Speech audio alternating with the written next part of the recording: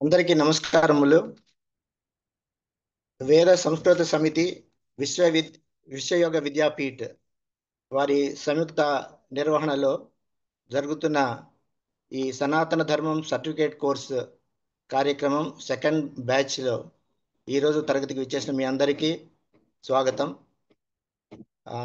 మీరు ఇంతవరకు వేదాలు, వేదాంతము, ఉపనిషత్తులు, ధర్మశాస్త్రాల గురించి కొంత తెలుసుకున్నారు. ఈరోజు దర్శనాల గురించి గురుజీ డాక్టర్ ప్రభు గారు ఉపన్యసిస్తారు. అంతకుముందు మనం కార్యక్రమాన్ని వందే మాతరం తోటి ప్రారంభిద్దాం.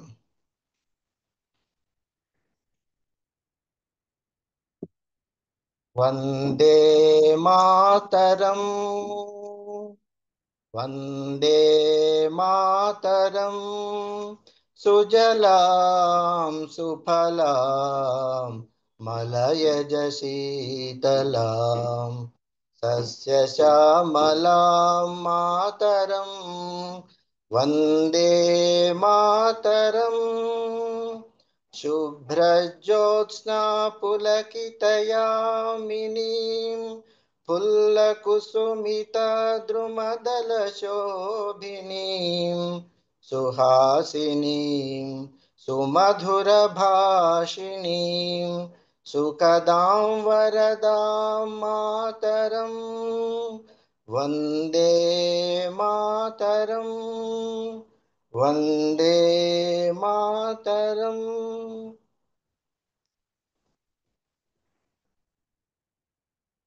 ఇప్పుడు శ్రీ సుబ్రహ్మణ్య గారిని ప్రార్థన చేయాల్సిగా కోరుతున్నా. నమస్కారం అండి అందరికీ, గురుగాళ్ళందరికీ. ఒక నిమిషం ధ్యానం.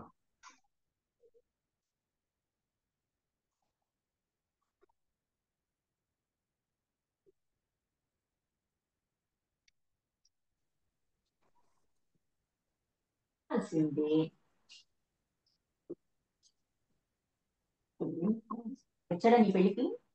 అది తెలియదు, వాడు అమెరికాలో ఉన్నాడు అనుకుంటున్నాను.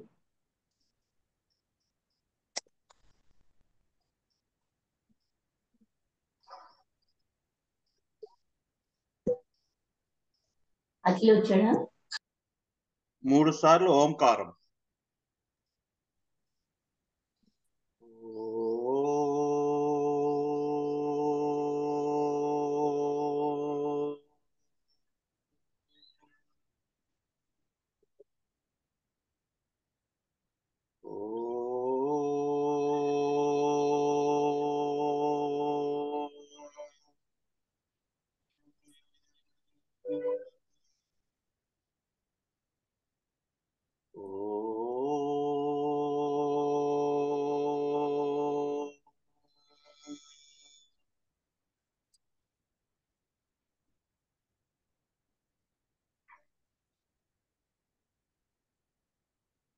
శ్లోకాలు.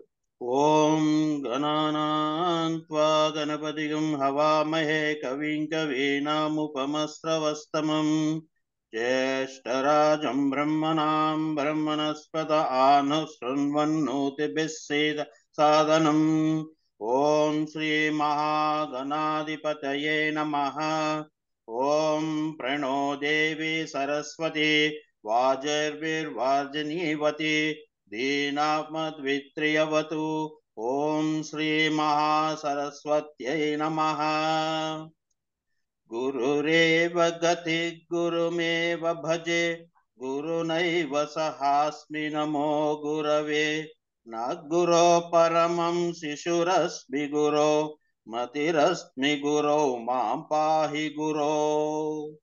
జ్ఞానానందమయం దేవం నిర్మలస్ఫటికాకృతిం ఆధారం సర్వవిద్యానాం హయగ్రీవం ఉపాస్మహే. శృతిస్మృతి పురాణానాం ఆలయం కరుణాలయం నమామి భగవత్పాద శంకరం లోకశంకరం. శంకరం శంకరాచార్యాం కేశవం బాదరాయణం సూత్రభాష్యకృతౌ వందే భగవంతౌ పునః పునః. ఈశ్వరో గురురాత్మేతి మూర్తిభేద విభాగినే व्योमवद्व्याप्तदेहाय दक्षिणामूर्तये नमः असतो मा सद्गमय तमसो मा ज्योतिर्गमय मृत्योर्मा अमृतं गमय ॐ शान्ति शान्ति शान्तिः मातृदेवो भव पितृदेवो भव आचार्यदेवो भव अतिथिदेवो भव ॐ सहना भवतु सहनौ भुनक्तु सह वीर्यं करवावहै तेजस्विनावधीतमस्तु मा विद्विषावहै ॐ शान्ति शान्ति शान्तिः శ్రీ గురుభ్యో నమః.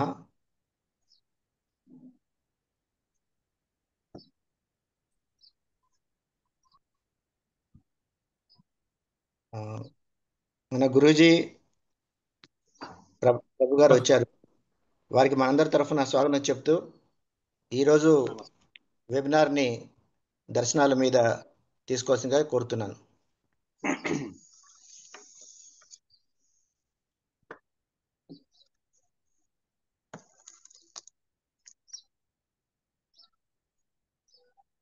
ఓం నమో బ్రహ్మాదిభ్యో బ్రహ్మ విద్యా సంప్రదాయ కర్తృభ్యో వంశర్షిభ్యో మహద్భ్యో నమో గురుభ్యః. ఈరోజు మనం దర్శనాల గురించి చెప్పుకుందాం. మనం ఇంత మునుపు వేదాల గురించి విన్నారు మీరు. వేదాంగాల గురించి చెప్పాను, ఉపనిషత్తుల గురించి చెప్పాను. ఇప్పుడు దర్శనాల గురించి చెప్తాను.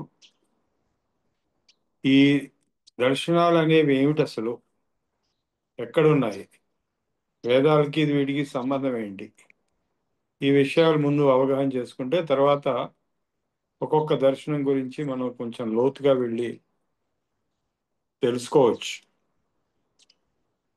వేదాలకి 4 భాగాలు: సంహిత, బ్రాహ్మణం, అరణ్యకం, ఉపనిషత్. సో అందులో ఉపనిషత్ లాస్ట్ భాగం, అందుకే వేదాంతం అనే పేరు కూడా వచ్చింది. ఇది కాక వేదాంగాలతోటి వేదాన్ని అర్థం చేసుకున్నటువంటి కెపాసిటీ, శక్తి వస్తుంది. శిక్షా, కల్పం, వ్యాకరణం, నిరుక్తం, ఛందస్, జ్యోతిషం. వీటి గురించి ఆల్రెడీ చెప్పుకున్నాం. వేదాంగాలు కాక ఉపాంగాలని కూడా పేరున్నటువంటి దర్శనాలకి సాంగోపాంగంగా వేదం నేర్చుకున్నారు అనేటువంటిది మీరు ఒకప్పుడు పూర్వకాలం అలా చదువుకునే వారిని వినే ఉంటారు. సాంగోపాంగంగా ఆ ఉపాంగాలనే దర్శనాలను కూడా అంటారు. అంటే ఇవి తత్వజ్ఞానం. 6 దర్శనాలు వేదాల్లో ఉండేటువంటి తత్వజ్ఞానాన్ని ఒక దృక్పథంలో, దృక్కోణంలో చూసేవి. చూడటం, దర్శనం అంటే చూడటం. చూడటం అన్నప్పుడు మీరు రకరకాలుగా చూడొచ్చు. ఒక యాంగిల్లో చూస్తే ఒక సత్యం కనబడుతుంది, ఇంకో యాంగిల్లో చూస్తే ఇంకో సత్యం కనబడుతుంది.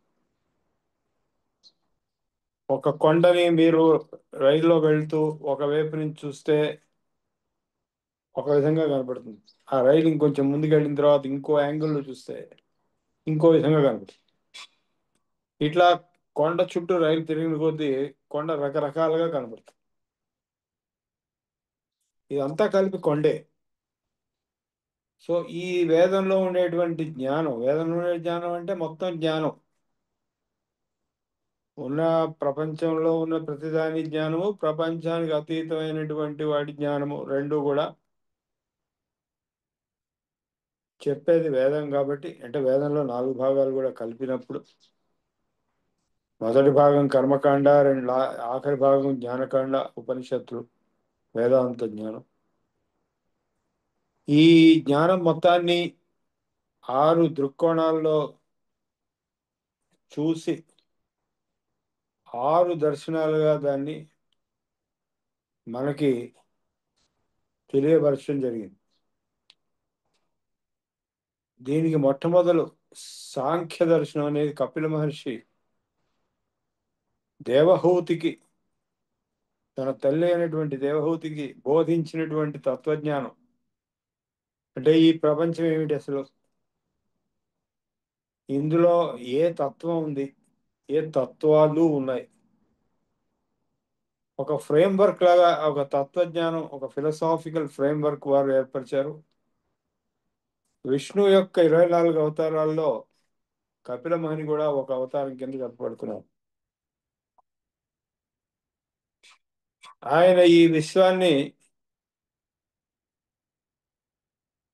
దుఃఖభూయిష్టంగా ముందు చూసి, అదే బుద్ధుడు కూడా సర్వం దుఃఖం దుఃఖం అని చెప్పాడు.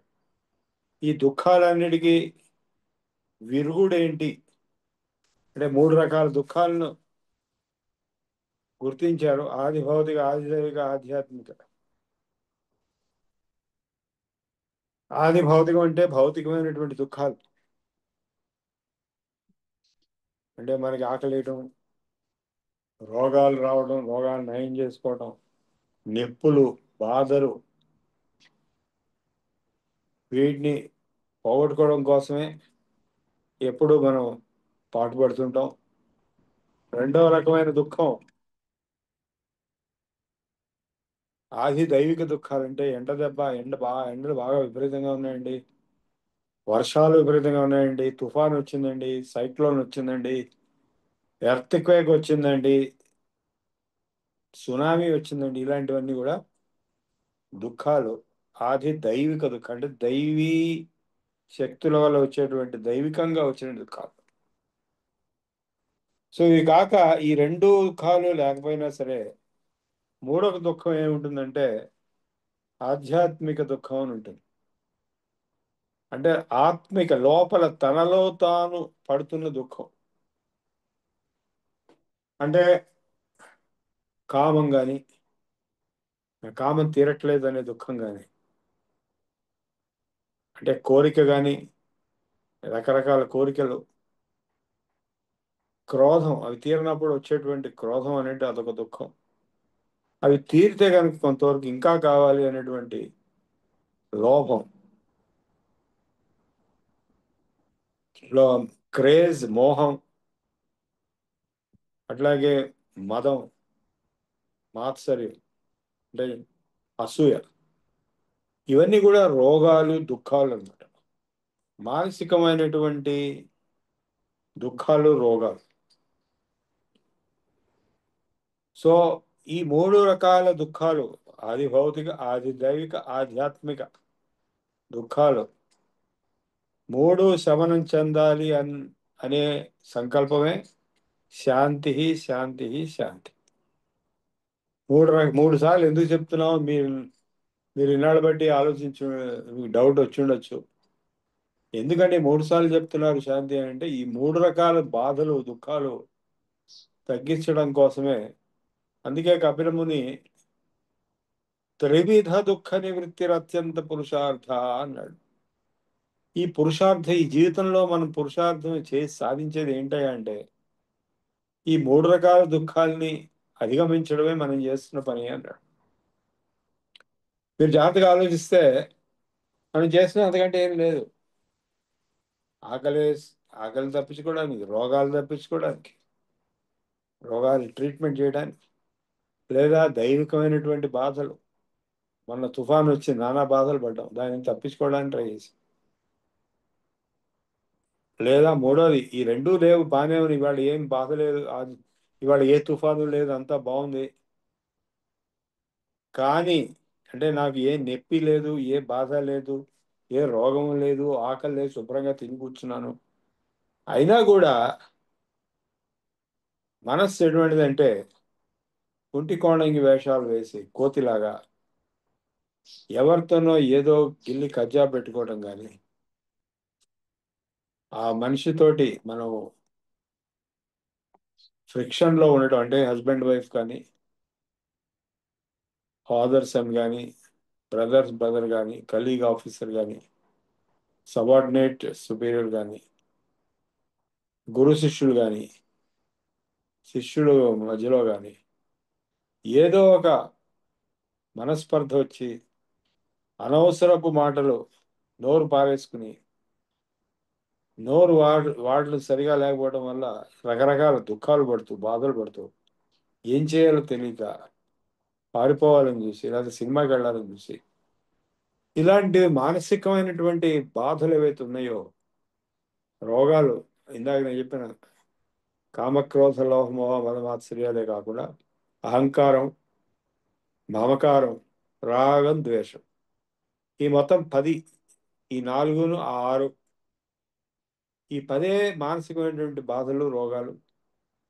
ఇవే ఆధ్యాత్మిక దుఃఖాలు అని చెప్పారు. ఈ 3 దుఃఖాన్ని అధిగమించడం కోసమే త్రివిధ దుఃఖ నివృత్తి అత్యంత పురుషార్థ అని కపిల మహర్షి తన తల్లైన దేవహూతికి తత్వజ్ఞానాన్ని ఉపదేశిస్తూ మొట్టమొదటి సూత్రం సాంఖ్య సూత్రాలు ఉన్నాయి. సాంఖ్యం అనే పేరు ఎందుకు వచ్చిందంటే సంఖ్య అనే శబ్దం నుంచి సాంఖ్యం అనే పేరు వచ్చింది. సంఖ్య అని ఎందుకు వచ్చింది శబ్దం అంటే, ఆయన మొత్తం ప్రపంచాన్ని 24 తత్వాల కింద ప్రజెంట్ చేశాడు. అంటే ఈ పంచభూతాలు, మనకు కనపడే పంచభూతాలు తెలుసు కదా మీకు. ఆ పంచభూతాలకి మనస్సులో ఉదయించేటువంటి పంచ తన్మాత్రలు, వాటిని చూసేటువంటి పంచేంద్రియాలు, అది కాక పంచ కర్మేంద్రియాలు, సో ఇవి కాక మనోబుద్ధి అహంకార చిత్తము అనేటువంటి 4 అంతఃకరణాలు, లాస్ట్ ప్రధానమైనటువంటి ఒక మహత్ అనేటువంటిది, అంటే అన్ని కలిపి ప్రకృతి. ఇవన్నీ కలిపి ప్రకృతి, వీటికి అతీతమైంది పురుషుడు, అంటే నేను, ఆత్మతత్వం ఒకటి ఉంది అని చెప్పి, ప్రకృతిం పురుషం చైవ విధి అనాది ఉభావపి వికారాంశ్చ గుణాంశ్చైవ విధి ప్రకృతి సంభవాన్. భగవద్గీత 13వ అధ్యాయంలో ఇది చెప్పారు. ప్రకృతి పురుషులు అనాదిగా ఉన్నారు. గుణములు అంటే సత్వరజ స్తమో గుణములు,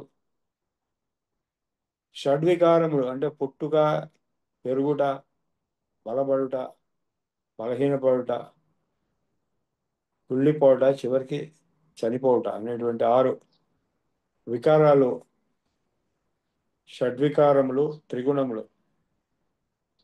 వికారాంశ్చ గుణాంశ్చైవ విద్ధి ప్రకృతి సంభవాన్ అన్నాడు. ప్రకృతిలో పుట్టినటువంటివి, కార్యకారణ కర్తృత్వే హేతు ప్రకృతి రుచ్యతే అన్నాడు. ఏ పనికైనా కార్యము కారణము, అంటే ఏ పని జరిగినా దానికి ఆ కార్యానికి ఒక కారణం ఉంటుంది, కార్యకారణ కర్తృత్వం ఉంటుంది, నేను చేస్తున్నాను అనేటువంటి కర్తృత్వం. కార్యకారణ కర్తృత్వే హేతు ప్రకృతి రుచ్యతే. ఇదంతా కూడా ప్రకృతిలో ఉండేటువంటి అంశాలు ఇవన్నీ.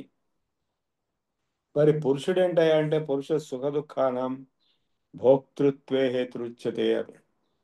కేవలం సుఖ దుఃఖములని అనుభవించే తత్వం, నేను నేను నేను అంటూ, నేను సుఖంగా ఉన్నాను, నేను దుఃఖపడుతున్నాను, నేను అనుభవిస్తున్నాను, నేను పుడుతున్నాను అని ఫీలింగ్ ఎవరికైతే ఉందో, ఆ చైతన్యమే అవ్యయ పురుష సాక్షి క్షేత్రజ్ఞో అక్షర ఏవచ. ఆ తత్వాన్నే పురుషుడు అన్నారు. అవ్యయ పురుష సాక్షి క్షేత్రజ్ఞో అక్షర ఏవచ.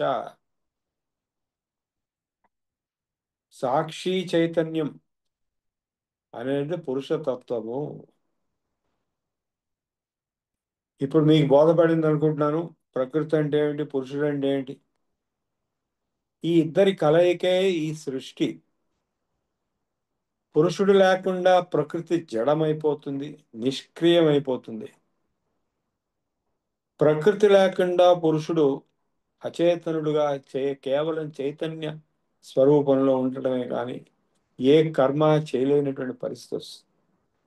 అందుకే రెండు ఉండాలి. ఈ రెండు యొక్క సమ్మేళనం, బ్యాలెన్సే ఈ సృష్టి. అందుకే అర్ధనారీశ్వరుడు అన్నారు, శివశక్తులు అన్నారు. అందుకే సౌందర్యలహరిలో శివశక్త్యాయుక్తో యద భవతి, శివుడి శక్తితో గనక కలిసి ఉండకపోతే నాకేర్థం, నాకు ఏమీ చేయలేడు. సో అది రెండు. అందుకే మనం సాంబ సదాశివ, సాంబ సదాశివ, సాంబ సదాశివ, సాంబ శివ అంటాం. అంటే అంబతో సహితమైనటువంటి శివుడు అంటే ప్రకృతితో సహితమైనటువంటి పురుషుడు. లక్ష్మీనారాయణులు అన్నాం, ప్రకృతి పురుషులు అన్నాం, శివశక్తులు, శక్తి శివుడు అన్నాం. అంటే ఇప్పుడు మీరు ఉపాసనా మార్గంలో ఈ కాలంలో మనం కలియుగంలో మీరు అయ్యవారి వైపు ఉపాసన చేయవచ్చు, అమ్మవారి వైపు ఉపాసన చేయవచ్చు. రెండు మార్గాలు ఉన్నాయి, రెండు చేస్తాం. లేదా ఒకటి చేస్తే రెండోది లేకుండా అది అసంపూర్తి అవుతుంది. ఇది సాంఖ్యతత్వం. చివరికి ఏం చెప్పాడంటే అసంగోయం పురుష అని చెప్పాడు లాస్ట్ సూత్రం సాంఖ్య సూత్రాలకి. ఈ పురుషుడు అసంగుడు అని చెప్పాడు. అసంగుడు అంటే ఏమిటి? యాక్చువల్గా పురుషుడు ప్రకృతికి ఆధీనుడు కాదు, అసంగుడు అంటే స్వతంత్రుడు అని చెప్పాడు. ఎందుకండి అలా చెప్తున్నారంటే ఈ పురుషుడు ప్రకృతితో సంగం చెందటం వల్ల, అంటే అటాచ్మెంట్ తెచ్చుకోవడం వల్ల, లేదా కలిసిపోవడం వల్ల, లేదా మిళితం అయిపోవడం వల్ల, అంటుకోవడం వల్ల ఈ ప్రకృతిలో ఉండేవన్నీ కూడా తనకున్నాయని అనుకుంటున్నాడు. అంటే సుఖ దుఃఖాలు, త్రిగుణాలు, వికారాలు, కార్యాలు, కారణాలు, కర్తృత్వాలు ఇవన్నీ తనే అనుకుంటున్నాడు. అంటే మాయ. ఎప్పుడైతే ఇది నేను కాదు, నేను కేవలం పురుషుణ్ణి అని తెలుసుకుంటాడో అదే మోక్ష. అందులో అసంగోయం పురుష, నేను అసంగుణ్ణి, నాకేం సంబంధం లేదు అని తెలుసుకోవడమే, అలా ఉండిపోవడమే మోక్ష స్థితి.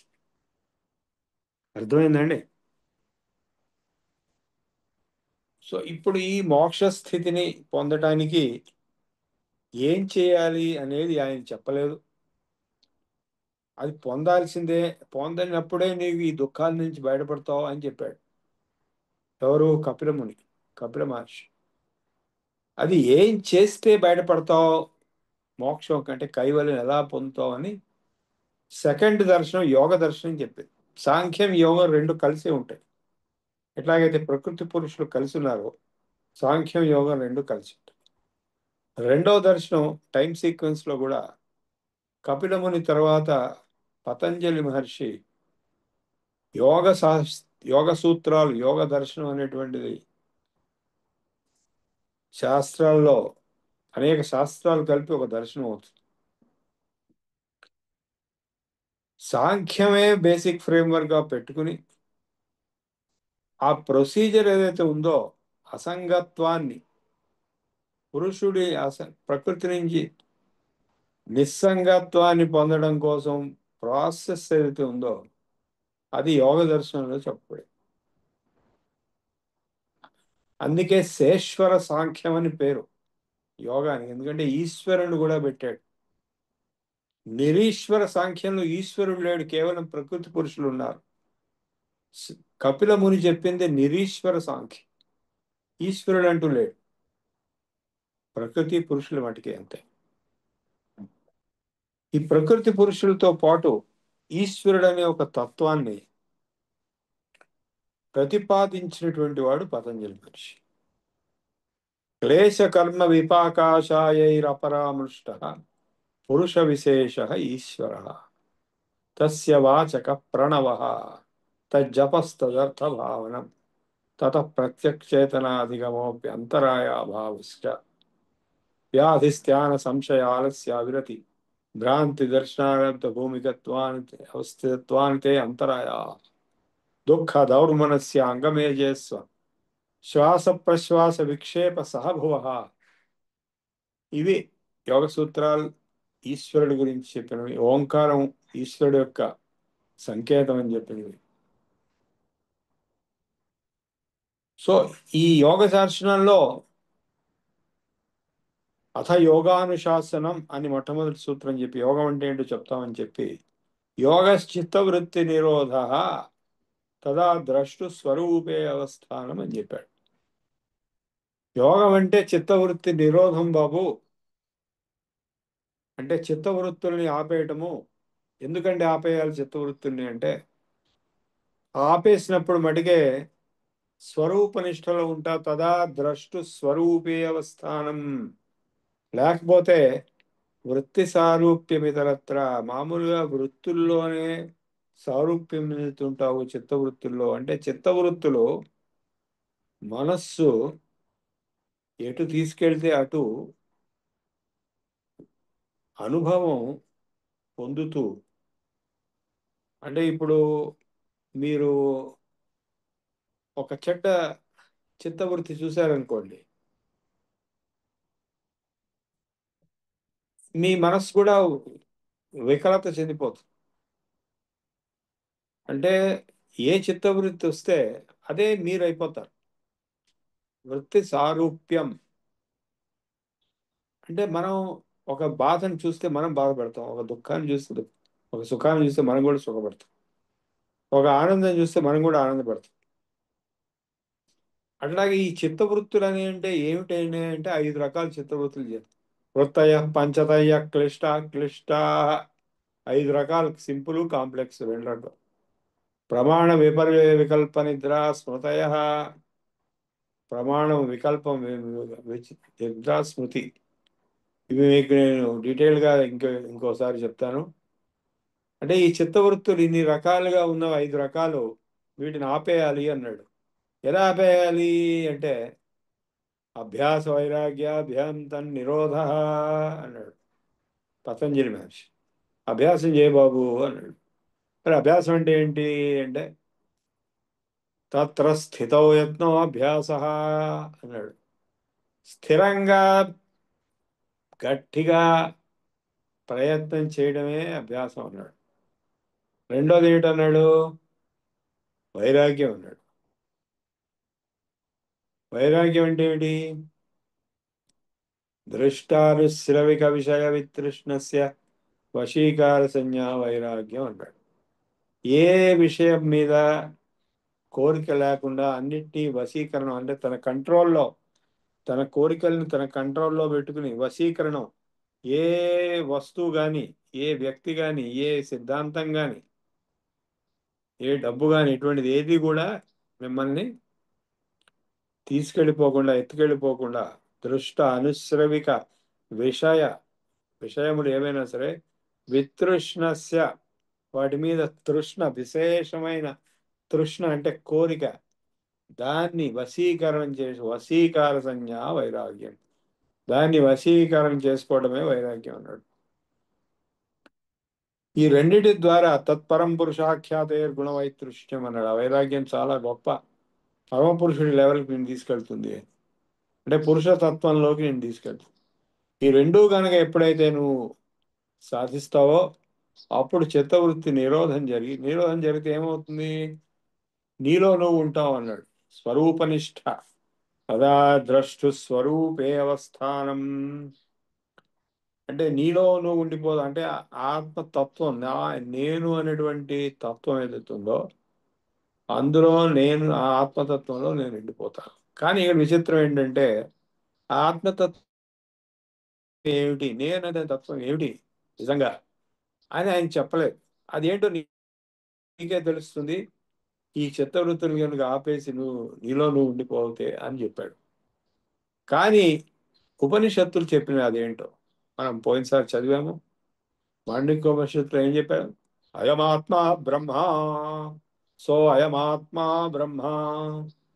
ఈ 3 అవస్థలు, 4 అవస్థల్లో జాగ్రత్త స్వప్న సుషుప్తు తర్వాత తురియ, 4 అవస్థల్లో వెళ్తున్నటువంటి నేను అంటే ఆత్మ తత్వం, అదే భగవంతుడు.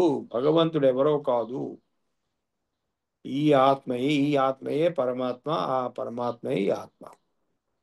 అదేంటండి అట్లా ఎట్లా అవుతుందండి అంటే, ఇన్ఫ్యాక్ట్ కొన్ని మతాల్లో అలా అంటాం ఒక మహా పాపం, మహా అపచారం. కానీ ఇక్కడ తత్వం అర్థం కాని విషయం ఏంటంటే, నేను పరమాత్మ అనే కంటే పరమాత్మ నేను అనేది మోర్ ఈజీగా అర్థం అవుతుంది. నేను వేరే లేను బాబు, పరమాత్మలో నేనున్నాను. పరమాత్మే నాగా నీగా అన్నిటిగా కనపడుతున్నది. అహమాత్మ గుడాకేశ సర్వభూతాశయ స్థిత అహమాదించ మధ్యంచ భూతానాం అంత ఏవ చ. ఆత్మతత్వజ్ఞానం చెప్పారు రకరకాలుగా. సో ఇది యోగ దర్శనం, మీకు చాలా సూక్ష్మంగా చెప్పాను. ఇంకొక పాయింట్ ఏంటంటే, ఎలా వస్తుంది ఆ ఆత్మజ్ఞానం, ఆత్మ సాక్షాత్కారం అంటే, యోగాంగానుష్ఠానాత్ అశుద్ధిక్షయాత్ జ్ఞానదీప్తి అవివేకాఖ్యాతే అన్నాడు. యోగాంగానుష్ఠానం చేయటం వల్ల, యోగాంగానుష్ఠానములు అంటే ఏమిటి? అనుష్ఠానం అంటే ప్రాక్టీస్. యోగాంగములు అంటే ఏమిటి ప్రాక్టీస్ చేయాలి? 8 యోగాంగాలు: యమ, నియమ, ఆసన, ప్రాణాయామ, ప్రత్యాహార, ధారణ, ధ్యానం, సమాధయో అష్టావంగాని. సో ఈ అష్టాంగములని అభ్యాసం, అనుష్ఠానం చేయడం వల్ల యోగాంగానుష్ఠానాత్ అశుద్ధిక్షయాత్ ప్యూరిఫికేషన్ జరుగుతుంది. వేడికి ప్యూరిఫికేషన్ జరుగుతుంది, మనస్సు ప్యూరిఫికేషన్ జరుగుతుంది, శరీరం ప్యూరిఫికేషన్ జరుగుతుంది. అహంకార, మమకార, రాగ, ద్వేషాలు ఇవన్నీ తీసేసి ఆత్మ నిర్మలమైపోతుంది. అయినప్పుడు ఎప్పుడైతే అశుద్ధి క్షయం అవుతుందో, ఆ వివేకాఖ్యాతే, వివేకం, నిత్యానిత్య వస్తు వివేకం వచ్చి బ్రహ్మజ్ఞానం, ఆత్మజ్ఞానం ఉదయిస్తాయి. కాబట్టి ఈ మోక్షం అనేటువంటిది, ఆత్మజ్ఞానం అనేటువంటిది, బ్రహ్మజ్ఞానం అనేటువంటిది యోగ మార్గంలో సాంఖ్య సిద్ధాంత ఫ్రేమ్వర్క్లోనే అడిషనల్ ఎక్స్టెన్షన్ కింద పతంజలి మహర్షి చేయడం జరిగింది. అంటే ఆయన సొంతంగా చేయలేదు, అంతవరకు ఉన్నదాన్ని మొత్తాన్ని ఆయన క్రోడీకరించడం జరిగింది. అంటే ఆయనకు పూర్వమే యోగ దర్శనం చాలా పెద్ద ఎత్తున ఉంది. మొహంజదారో, హరప్ప, కొత్త తవ్వకాల్లో కూడా ఆసనాలు ఉన్నాయి. సో అంతేకాకుండా అనేకమైనటువంటి వేద మంత్రాల్లో, ఉపనిషత్తుల్లో యోగాభ్యాసం అనేది సర్వసాధారణమైనటువంటి తపశ్చర్య. అది లేకుండా ఏ జ్ఞానము రాదు. కనుక ఈ యోగాభ్యాసాన్ని వారు క్రోడీకరించి యోగ దర్శనం కింద యోగ సూత్రాల రూపంలో మనకి అందజేశారు, మన మీద దయతో. ఇది కాక పతంజలి యోగ సూత్రాలు ఒకటే కాకుండా మనకి అనేకమైనటువంటి యోగ దర్శనం మూల శాస్త్రాలు ఉన్నాయి. ఘేరండ సంహిత అని ఒకటి ఉంది, శివ సంహిత అని ఉంది, శివపార్వతుల సంవాదం. శివుడు పార్వతికి యోగాభ్యాసం చేయించి ఆమె మామూలు మనిషి స్థాయి నుంచి తన భార్యగా, పార్వతీదేవిగా, ఆది పరాశక్తి యొక్క రూపంగా తీర్చిదిద్ది పెంచి తీసుకొచ్చినట్టుగా మనకి శివ పురాణంలో ఇతర చోట్ల కనబడుతున్నది. అమర్నాథ్ గుహలో పార్వతి చేత హిమరాజు అయినటువంటి ఆయన కూతురు పార్వతి చేత యోగాభ్యాసం ద్వారా యోగిక్ పవర్స్ దగ్గర నుంచి అన్ని లెవెల్స్, హై లెవెల్ తీసుకెళ్ళి ఆది పరాశక్తి రూపంగా పార్వతీదేవిని తీర్చిదిద్దాడు శివుడు. అదే శివ సంహిత అనే గ్రంథంలో శివపార్వతుల సంవాదంగా యోగశాస్త్రం మొత్తం చెప్పబడింది. ఆసనాలు, ప్రాణాయామాలు మొత్తం, యమ, నియమ, ఆసన, ప్రాణాయామ, ప్రత్యాహార, ధారణ, ధ్యాన, సమాధయో అష్టావంగాని, 8 అంగాలు. వీటి గురించి మనం డీటెయిల్గా యోగ దర్శనంలో చెప్పుకుంటాము. ఈరోజు అన్ని దర్శనాలు పైపైన చూద్దాము. ఈ యోగ దర్శనంలో 4 భాగాలు, 4 చాప్టర్స్ ఉన్నాయి. సమాధి పాదం అనేది మొదటిది. సమాధి ఎన్ని రకాలుగా ఉంది? అసంప్రజ్ఞాత సమాధి, సంప్రజ్ఞాత సమాధి, సవికల్ప సమాధి, నిర్వికల్ప సమాధి, సబీజ సమాధి, నిర్బీజ సమాధి, ఇలా అనేకమైనటువంటి సమాధుల గురించి చెప్పబడి, అది సమాధి పాదం మొదటి చాప్టర్. రెండో చాప్టర్లో సాధన పాదం, ఈ యోగాంగాలు 8 కూడా వివరింపబడ్డాయి బాగా లోతుగా. మేము కోర్స్ కూడా ఇస్తున్నాం, దాన్ని ప్రాక్టికల్గా నేర్పిస్తున్నాం. ఇంతకుముందు తెలుగు బ్యాచ్కి యోగా బ్యాచ్ ఒకటి సపరేట్గా చేసి నేర్పించాం యోగాభ్యాసం. దానివల్ల రోగాలు పోవటమే కాకుండా ఆధ్యాత్మికమైనటువంటి పురోగతి, ఆత్మజ్ఞానం, ధ్యానం, సమాధి వరకు కూడా వెళ్ళే అవకాశం. మూడో అధ్యాయంలో విభూతి పాదం, సిద్ధులు, ఏమేం సిద్ధులు వస్తాయి యోగులకి, ఆ సిద్ధుల వల్ల ఎటువంటి గొప్ప గొప్ప పనులు వాళ్ళు చేయగలరు అనేటువంటిది వర్ణింపబడింది. నాలుగో పాదం కైవల్య పాదం, కైవల్యం ఎలా వస్తుంది, మోక్షం. ఈ 6 దర్శనాలు కూడా ఒకే లక్ష్యం కలిగి ఉన్నాయి, అది మోక్షం.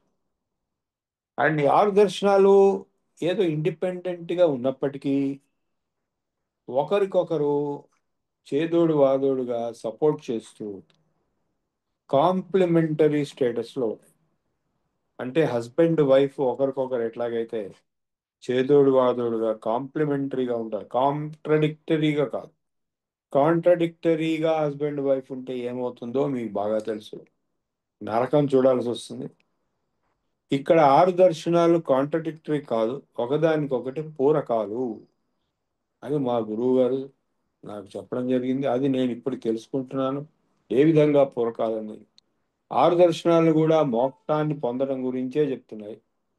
6 రకాల పద్ధతుల్లో సాంఖ్య యోగ, మూడవది న్యాయ దర్శనం. న్యాయ దర్శనం అంటే లాజిక్, తర్కం, అంటే ప్రమాణ శాస్త్రం. ఏది ప్రమాణం, ఏది వ్యాలిడ్ నాలెడ్జ్. మన సంస్కృతిలో ప్రూఫ్ అనేది చాలా ఇంపార్టెంట్. మీరు ఒక మాట అంటే నోట్లోంచి దానికి ప్రూఫ్ ఉండాలి, లేకపోతే మాట్లాడకూడదు. మౌనం శ్రేయస్కరం. ఏ మాట అన్నా కూడా అది ప్రూఫ్ ఉండాలి. అది మన సనాతన ధర్మంలో ఉండేటువంటి లక్షణం. అదే మీరు ఇతర మతాలు వెళ్ళారనుకోండి, అలాంటిది ఏం లేదు. వాడు ఏది చెప్తే అది మీరు నమ్మాలి, దానికి ప్రూఫ్ అంటూ ఉండాల్సిన అవసరం లేదంటారు వాళ్ళు. ఒకవేళ ప్రూఫ్ అడిగితే మిమ్మల్ని జైల్లో పెట్టే పరిస్థితి, లేదా చావగొట్టే పరిస్థితి, చంపేసే పరిస్థితి కూడా వస్తుంది ఆ మతాలు. ఎందుకంటే అవి గుడ్డి నమ్మకం మీద ఆధారపడేటువంటి మతాలు, ఫెయిత్ అంటారు. అందుకే ఇంగ్లీష్లో ఫెయిత్ అనే మాట ఉంది మతానికి. మన నమ్మకం అనే మాట మన భాషలో అలా లేదు. నమ్మకమే మీ మతం అనేది కాదు, మనది ప్రూఫ్ బేస్డ్. ప్రమాణం ఏంటి, ఆ ప్రమాణాలు ఎన్ని రకాల ప్రమాణాలు ఉన్నాయి. ప్రత్యక్ష ప్రమాణం, అనుమాన ప్రమాణం, ఆప్తవాక్యం అంటే శబ్ద ప్రమాణం లేదా శృతి ప్రమాణం, అలాగే అర్ధాపత్తి, ఉపమానం. ఇవన్నీ కూడా ఈ న్యాయ దర్శనంలో వర్ణింపబడ్డాయి. ప్రమాణ ప్రమేయ, దేని మీద ఆ ప్రమాణాలను ఉపయోగించాలి. తర్వాత తర్కం, అంటే ఆర్గ్యుమెంట్, వాదన ఎలా ఉండాలి. ఒక ప్రపోజల్ ఉంటే సిల్లాగిజం అంటారు ఇంగ్లీష్లో. ఒక ప్రపోజిషన్, ఒక ప్రతిజ్ఞ, దాన్ని ప్రూవ్ చేయడం కోసం ప్రూఫ్స్ అవన్నీ ఉన్నప్పుడే ఆ చెప్పిన ప్రతిజ్ఞ కానీ ప్రపోజిషన్ కానీ ప్రూవ్గా నిజమని చెప్పి ప్రూవ్ అవుతుంది. అవి లేకపోతే అది అబద్ధం అని ప్రూవ్ అవుతుంది. సో ఇట్లా ఒక జీసస్ అనే వ్యక్తి కన్యకు పుట్టాడు అని చెప్తే, లేదా ఇవన్నీ చేశాడు అని చెప్తే ప్రమాణం ఉండాలి. ప్రమాణాలు ఉండవు వాళ్ళ దగ్గర. మన దగ్గర ఏదైనా సరే ప్రమాణం మీద ఆధారపడి ఉంటుంది. న్యాయమైన దర్శనం అని పేరు ఎందుకు వచ్చిందంటే న్యాయస్థానాల్లో న్యాయం నిర్ణయం చేపించేటప్పుడు కూడా ప్రమాణాన్ని బట్టే న్యాయ నిర్ణయం జరుగుతుంది. Evidence act, Indian evidence act. So ఈ న్యాయ దర్శనంలో ఉండే టెక్నిక్సే ఇప్పటికీ కూడా మనం వాడుతున్నాము. అనుమాన ప్రమాణం, ఇన్ఫరెన్స్, సైన్స్ మొత్తం ఇన్ఫరెన్స్ మీద ఆధారపడింది, అబ్జర్వేషన్ మీద ఆధారపడింది. ప్రత్యక్షం అనేది అబ్జర్వేషన్, అబ్జర్వ్ డేటాను అనలైజ్ చేయడం అనేది ఇన్ఫరెన్స్. అబ్జర్వ్ డేటాలోంచి కొంత సహజమైన ధర్మాలను కనుక్కోవడం అనేది మెషిన్ లెర్నింగ్, అంటే రిలేషన్షిప్స్ బిట్వీన్ వేరియబుల్స్. దీనికి బాగా దగ్గరగా ఉన్న దర్శనం నాలుగోది వైశేషిక దర్శనం. అంటే ఈ ప్రమాణాలని వాడి అబ్జర్వేషన్ చేసి ఇన్ఫరెన్స్ చేసి ఏదైతే కంక్లూషన్స్ డ్రా చేస్తామో భౌతిక ప్రపంచం మీద, ప్రమేయ వస్తువు మీద, ప్రమేయ శాస్త్రం వైశేషిక దర్శనం. కణాద మహర్షి, న్యాయ దర్శనం ఏమో గౌతమ మహర్షి. మనం గౌతముడు అని మనకు బాగా తెలుసు, గౌతమి అని చెప్పి గోదావరి పేరు. గౌతమి ఎక్స్ప్రెస్ ఎక్కి మీరు చాలాసార్లు విశాఖపట్నం, కాకినాడ, రాజమండ్రి వెళ్ళారు. కానీ ఆ పేరు ఎందుకు వచ్చిందని ఎప్పుడు ఆలోచించారు.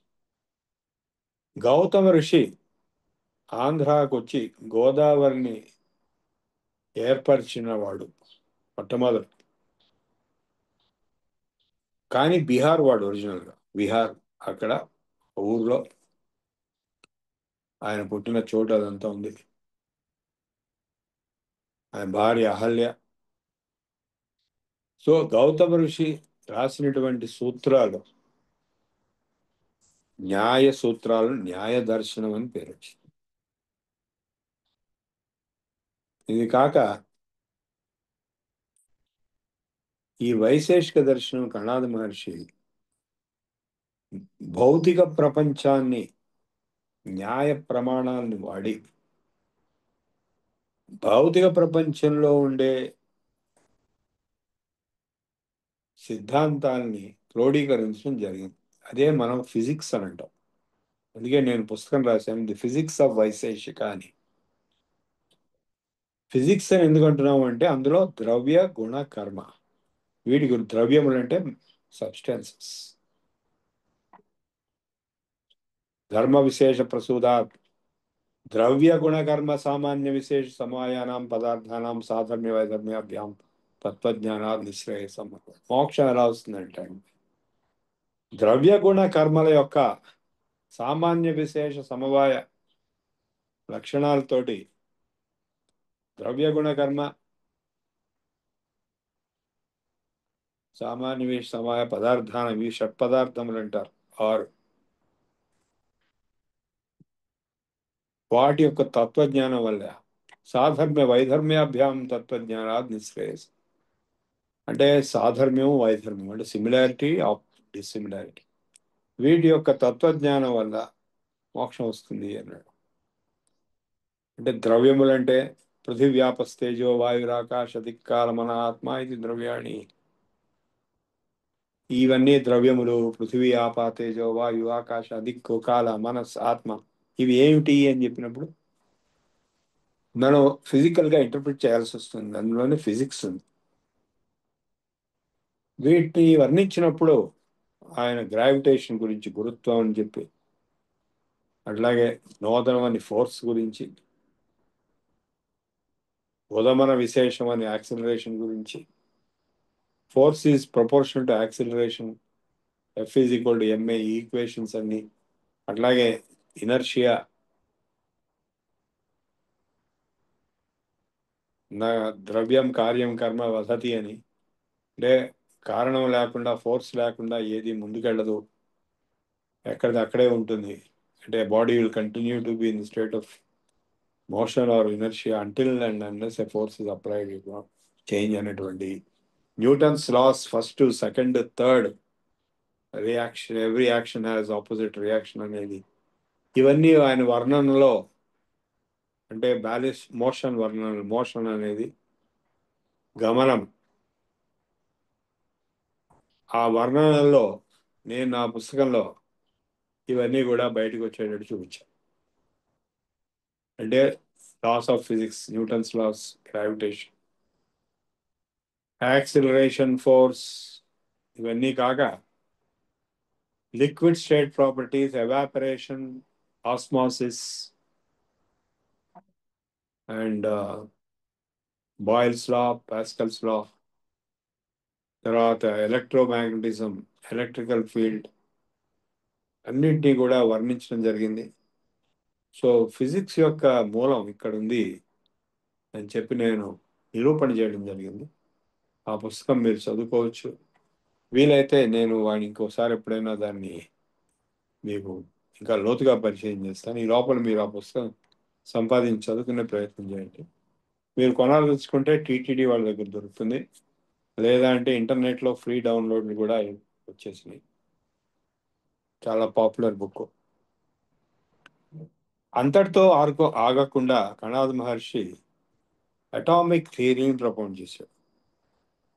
ఆ ఆటమ్స్నే అణువులని, కణములని కూడా అన్నారు.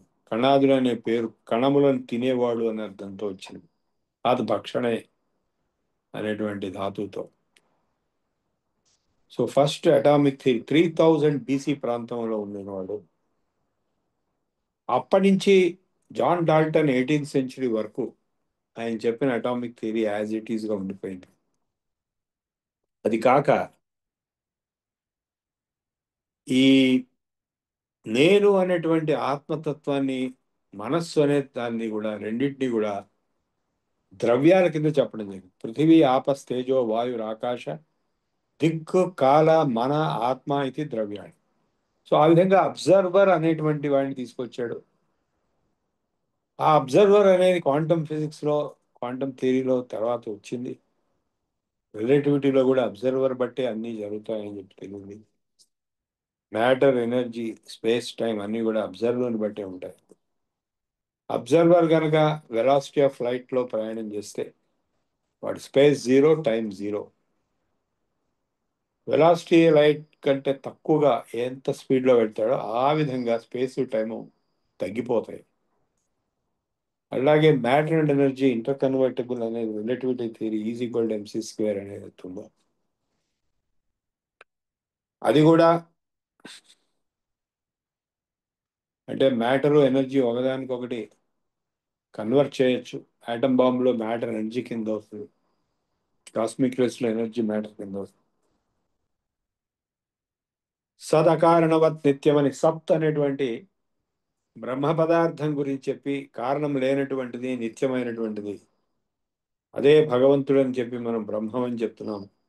ఏదైతే మ్యాటర్ ఎనర్జీ కింద రూపొందుతున్నదో అదే బ్రహ్మం. ఈ మధ్య నేను వీటి మీద ఉపన్యాసాలు మధ్యప్రదేశ్లో కూడా వెళ్ళొచ్చాను, మథురాలో వెళ్ళొచ్చాను, యూపీలో. సో మీరు వైశేషిక దర్శనం ఆ పుస్తకం చదువుకుంటే మీకు అందులో లోతైనటువంటి ఫిజిక్స్ అంతా కూడా కలుగుతుంది. ఇక నెక్స్ట్కి వస్తే మీమాంసా దర్శనం. కర్మ సిద్ధాంతం, కర్మానుష్ఠానం అంటే యజ్ఞయాగాది శ్రౌత కర్మ అనుష్ఠానము అందులో వివరింపబడింది. కర్మను బట్టే జన్మ, జన్మను బట్టే కర్మ. కాబట్టి ఏ కర్మ చేస్తే నువ్వు స్వర్గానికి వెళ్తావు అనేది, యజ్ఞం ద్వారా స్వర్గానికి వెళ్తావు అనేది.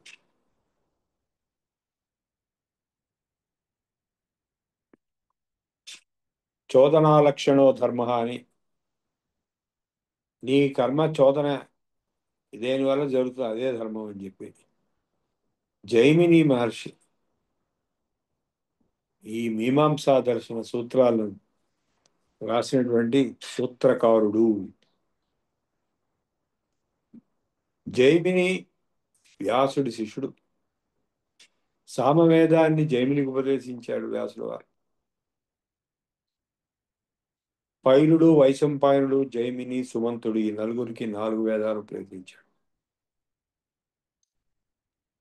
సో ఈ జైమి మహర్షి కర్మ సిద్ధాంతాన్ని, కర్మ అనుష్ఠానాన్ని, వేద మంత్రాలకి ఎటువంటి అర్థం చెప్పుకోవాలి కర్మానుష్ఠానంలో అంటే యజ్ఞ, యాగ, క్రతువుల అనుష్ఠానంలో బ్రాహ్మణ గ్రంథాలు వేద సంహిత గానంతో ఉచ్చారణతో ఆయా యొక్క బ్రాహ్మణ గ్రంథాల్లో చెప్పిన రీతిలో యజ్ఞయాగాది క్రతువులు యజుర్వేదంలో చెప్పిన రీతిలో యజ్ఞయాగాది క్రతువులు అనుష్ఠానం చేస్తే మీకు ఈ ఫలానా ఫలితాలు వస్తాయి అని చెప్పబడి. అది కర్మానుష్ఠానం యొక్క గొప్పతనం. కర్మ ఈయన చెప్పింది శ్రౌత కర్మ, అది కాక స్మార్త కర్మ కూడా ఉంది. అంటే స్మృతుల్లో చెప్పబడినటువంటి కర్మ. అంటే ఇప్పుడు చండీ యాగం ఇలాంటివన్నీ కూడా స్మార్త కర్మ కింద వస్తాయి. శ్రౌత కర్మలో సోమయాగం అలాంటివన్నీ వస్తాయి. అగ్ని చయనం, మొట్టమొదటి అగ్నిహోత్రం దగ్గర నుంచి వెళ్ళి చివరికి వాజపేయం, అశ్వమేధం, దాని ముందు చయనం, సోమయాగం. సోమయాగం చేసిన వాడికి సోమయాజి అని పేరు వచ్చింది. చయనం చేసిన వాడికి చైన్లు గారని పేరు వచ్చింది. మన పూర్వీకులంతా అవన్నీ చేశారు. మనం ఈ మధ్య మానేశాము. చాలా కొద్దిగా అక్కడక్కడ అప్పుడప్పుడు చేసేవాళ్ళు ఇప్పటికీ ఉన్నారు.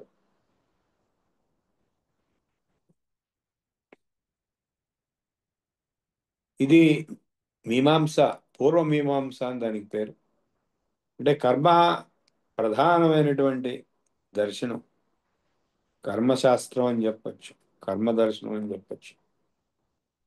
అందులో కొన్ని ఎక్స్ట్రా ప్రమాణాలు కూడా యాడ్ చేసి, అర్థాపత్తి అనేది మీమాంస దర్శనం యాడ్ చేసినటువంటి ప్రమాణం. యోగ దర్శనంలో 3 ప్రమాణాలు ఉన్నాయి. ప్రత్యక్ష, అనుమాన, ఆగమ ప్రమాణాన్ని అన్నాడు పతంజలి. న్యాయ దర్శనంలో మటుకు చాలా ఉన్నాయి. ఉపమానం, అనుమానం తర్వాత ఉపమానం కూడా ఉంది. అర్థాపత్తి అనేది మీమాంసలో యాడ్ అయింది. ఇప్పుడు ఈ ఆఖరి దర్శనం వేదాంత దర్శనం గురించి చెప్పుకుందాం. అది చెప్పుకుని నేను ముగిస్తాను, మీరు ప్రశ్న వేయచ్చు. ఈ 6 దర్శనాలు ఇలా టైం సీక్వెన్స్ లో వస్తూ వచ్చినాయి. ఇప్పుడు చివరికి వేదాంత దర్శనానికి వచ్చి దాన్ని ఉత్తర మీమాంస అని కూడా అన్నారు. మీమాంస అది, కానీ సెకండ్ పార్ట్. ఫస్ట్ పార్ట్ పూర్వ మీమాంస, జైమిని సూత్రాలు అయితే, ఉత్తర మీమాంస వేదాంత సూత్రాలు, బ్రహ్మసూత్రాలు అనేటువంటి బ్రహ్మజ్ఞానాన్ని చెప్పేటువంటివి బ్రహ్మసూత్రం. సూత్రకారుడు బాదరాయణుడు, వ్యాసుడే అని చెప్తున్నాం. బదరీలో ఉండేవాడు కాబట్టి బాదరాయణుడు. అంటే వ్యాసుడు అనేది ఒక పోస్ట్ అని. ఈ వ్యక్తి పోస్ట్ కాదు, వ్యక్తి వేరు. కృష్ణ ద్వీపంలో ఉండేవాడు, బదరీ వనంలో ఉండేవాడు, సత్యవతి కొడుకు, పరాశరుడి కొడుకు ఆ వ్యాస మహర్షి. ఈ బ్రహ్మసూత్రాల్ని రచించడం జరిగింది. వాటి గురించి భగవద్గీతలో కూడా బ్రహ్మసూత్ర పదైశ్చైవ హేతుమద్భిర్వినశ్చితై. హేతుమత్ అంటే న్యాయకుడు అని అర్థం. తత్వజ్ఞానాన్ని బ్రహ్మసూత్రాల్లో న్యాయ దర్శనం ద్వారా, మీమాంసా దర్శనం ద్వారా బయటికి లాక్కొచ్చి సిద్ధాంతాన్ని ప్రతిపాదించడం జరుగుతుంది. సిద్ధాంతం అంటే అద్వైత సిద్ధాంతం. సపరికర అద్వైత సిద్ధాంత సభ అని ఒకటి జరిగింది. దానిలో నేను కూడా వెళ్ళి ఒక ఉపన్యాసం ఇచ్చాను. అద్వైత సిద్ధాంతానికి పరికరములు వ్యాకరణము, న్యాయము, మీమాంస. దర్శన రాజమండ్రిలో విశ్వనాథ గోపాలకృష్ణమూర్తి గారు దర్శన ఆచార్య, ఆయన పెద్ద బిరుదు ఉంది. ఆయన ఈ సపరికర అద్వైత వేదాంత సభకి అధ్యక్షత వహించారు. దానికి నేను కూడా ఒక ఉపన్యాసం ఇచ్చాను. నాకు బుక్ ఫిజిక్స్ ఆఫ్ వైశేషిక అనేది వారికి కూడా చూపించారు. శంకరాచార్య గారి తండ్రి గారే ఆ సభ పెట్టారు, శృంగేరిలో ఉన్నవారు. సో ఈ మధ్య కూడా శంకరాచార్య గారు ఇక్కడికి వచ్చారు. ఆయనతో పాటు నా తండ్రి గారు కూడా వచ్చారు. ఇప్పుడు ఈ వేదాంత దర్శనం అంటే ఏమిటి? ఈ బ్రహ్మసూత్రాల్లో ఏముంది? అథాతో బ్రహ్మ జిజ్ఞాస అని మొట్టమొదటి సూత్రం. ఇప్పుడు మనం చెప్పుకోబోయేది బ్రహ్మ జిజ్ఞాస. బ్రహ్మం అంటే ఏమిటి అంటే భగవంతుడు అని అర్థం. జన్మాద్యస్యతః అనేది నెక్స్ట్ సూత్రం. దేని వలన జన్మ అంటే సృష్టి స్థితి లయములు మూడు జరుగుతాయో అదే బ్రహ్మము, అంటే అదే భగవంతుడు. అదే తైత్రీయ ఉపనిషత్తులో యతో వా ఇమాని భూతాని జాయంతే ఏన జాతాని జీవంతి యస్మిన్ ప్రవిశంతి తద్బ్రహ్మ.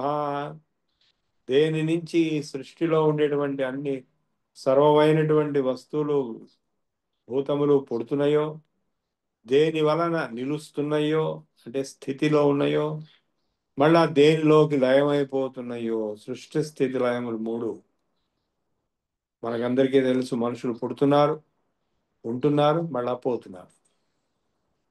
సో దేని నుంచి సృష్టి మొదలవుతుందో, దేని వలన స్థితి ఉంటుందో, దేనిలోకి మళ్ళా లయం జరుగుతుందో అది బ్రహ్మము అని జన్మాద్యస్యత అనేటువంటి సూత్రంతో బ్రహ్మానికి నిర్వచనం చేయడం జరిగింది.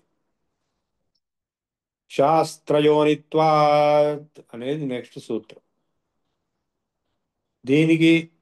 దేని నుంచి అన్ని దేని జన్మస్థానము అన్ని శాస్త్రములో అని ఒక విధంగా చెప్పొచ్చు. ఇంకో విధంగా ఏది శాస్త్రములలో చెప్పబడిందో అని చెప్పొచ్చు. వేదాంత శాస్త్ర గ్రంథాలు. తత్తు సమన్వయాత్ అనేది నెక్స్ట్ సూత్రం. అది కూడా సమన్వయం వల్ల అన్నాడు. అంటే వేదంలో శాస్త్రాల్లో చెప్పబడినటువంటి బ్రహ్మతత్వాన్ని సమన్వయపరచుకోవడం వల్ల బ్రహ్మతత్వ జ్ఞానం వస్తుంది. అదే బ్రహ్మజ్ఞానం. ఆ బ్రహ్మజ్ఞానం రావడం కోసమే ఈ వేదాంత దర్శనం, వేదాంత సూత్రాలు చెప్పబడ్డాయి. సో వీటిలోంచి ఉన్న తత్వజ్ఞానం ఏదైతే ఉందో, ఇవి మరి బ్రహ్మసూత్రాలకి ఎక్కడి నుంచి వచ్చిందండి సోర్స్ మెటీరియల్ అంటే ఉపనిషత్తుల నుంచే వచ్చింది. మనం ఉపనిషత్తులు ఆల్రెడీ చెప్పుకున్నాం. 2 ఉపనిషత్తులు చెప్పుకున్నాం. 108 ఉపనిషత్తులు ఉన్నాయి. ఆ ఉపనిషత్తుల్లో ఉన్న జ్ఞానమే బ్రహ్మసూత్రాల్లో క్రోడీకరింపబడి ఒక శాస్త్రంగా బంధింపబడింది. సూత్రముల ఫ్రేమ్వర్క్ లో ఒక ఫ్రేమ్వర్క్ గా, దర్శనంగా చెప్పబడింది. అదే జ్ఞానం భగవద్గీతలో కూడా అందరికీ అర్థమయ్యేటట్టుగా, శాస్త్రజ్ఞానం అనేది కాకుండా ప్రతి వాళ్ళకి అర్థమయ్యేటట్టుగా చెప్పబడింది. అదే తత్వం. యో వేదాదౌ స్వర ప్రోక్తో వేదాంతే చ ప్రతిష్ఠిత. ఆ భగవంతుడి యొక్క తత్వజ్ఞానం తస్య ప్రకృతి లీనస్య స పరం మహేశ్వర. సో ఈ విధంగా చెప్పబడినటువంటి ఈ వేదాంత తత్వజ్ఞానం, బ్రహ్మజ్ఞానం ఎలా వస్తుందండి అని తెలుసుకోవాలంటే శంకరాచార్యుల వారు అనేక ప్రకరణ గ్రంథాలు రచించారు. వారు రచించినవి వేదాంత దర్శనంలో 3 ముఖ్యమైనటువంటి త్రయీ అని, ప్రస్థాన త్రయీ అని పేరున్నటువంటి బ్రహ్మసూత్రములు,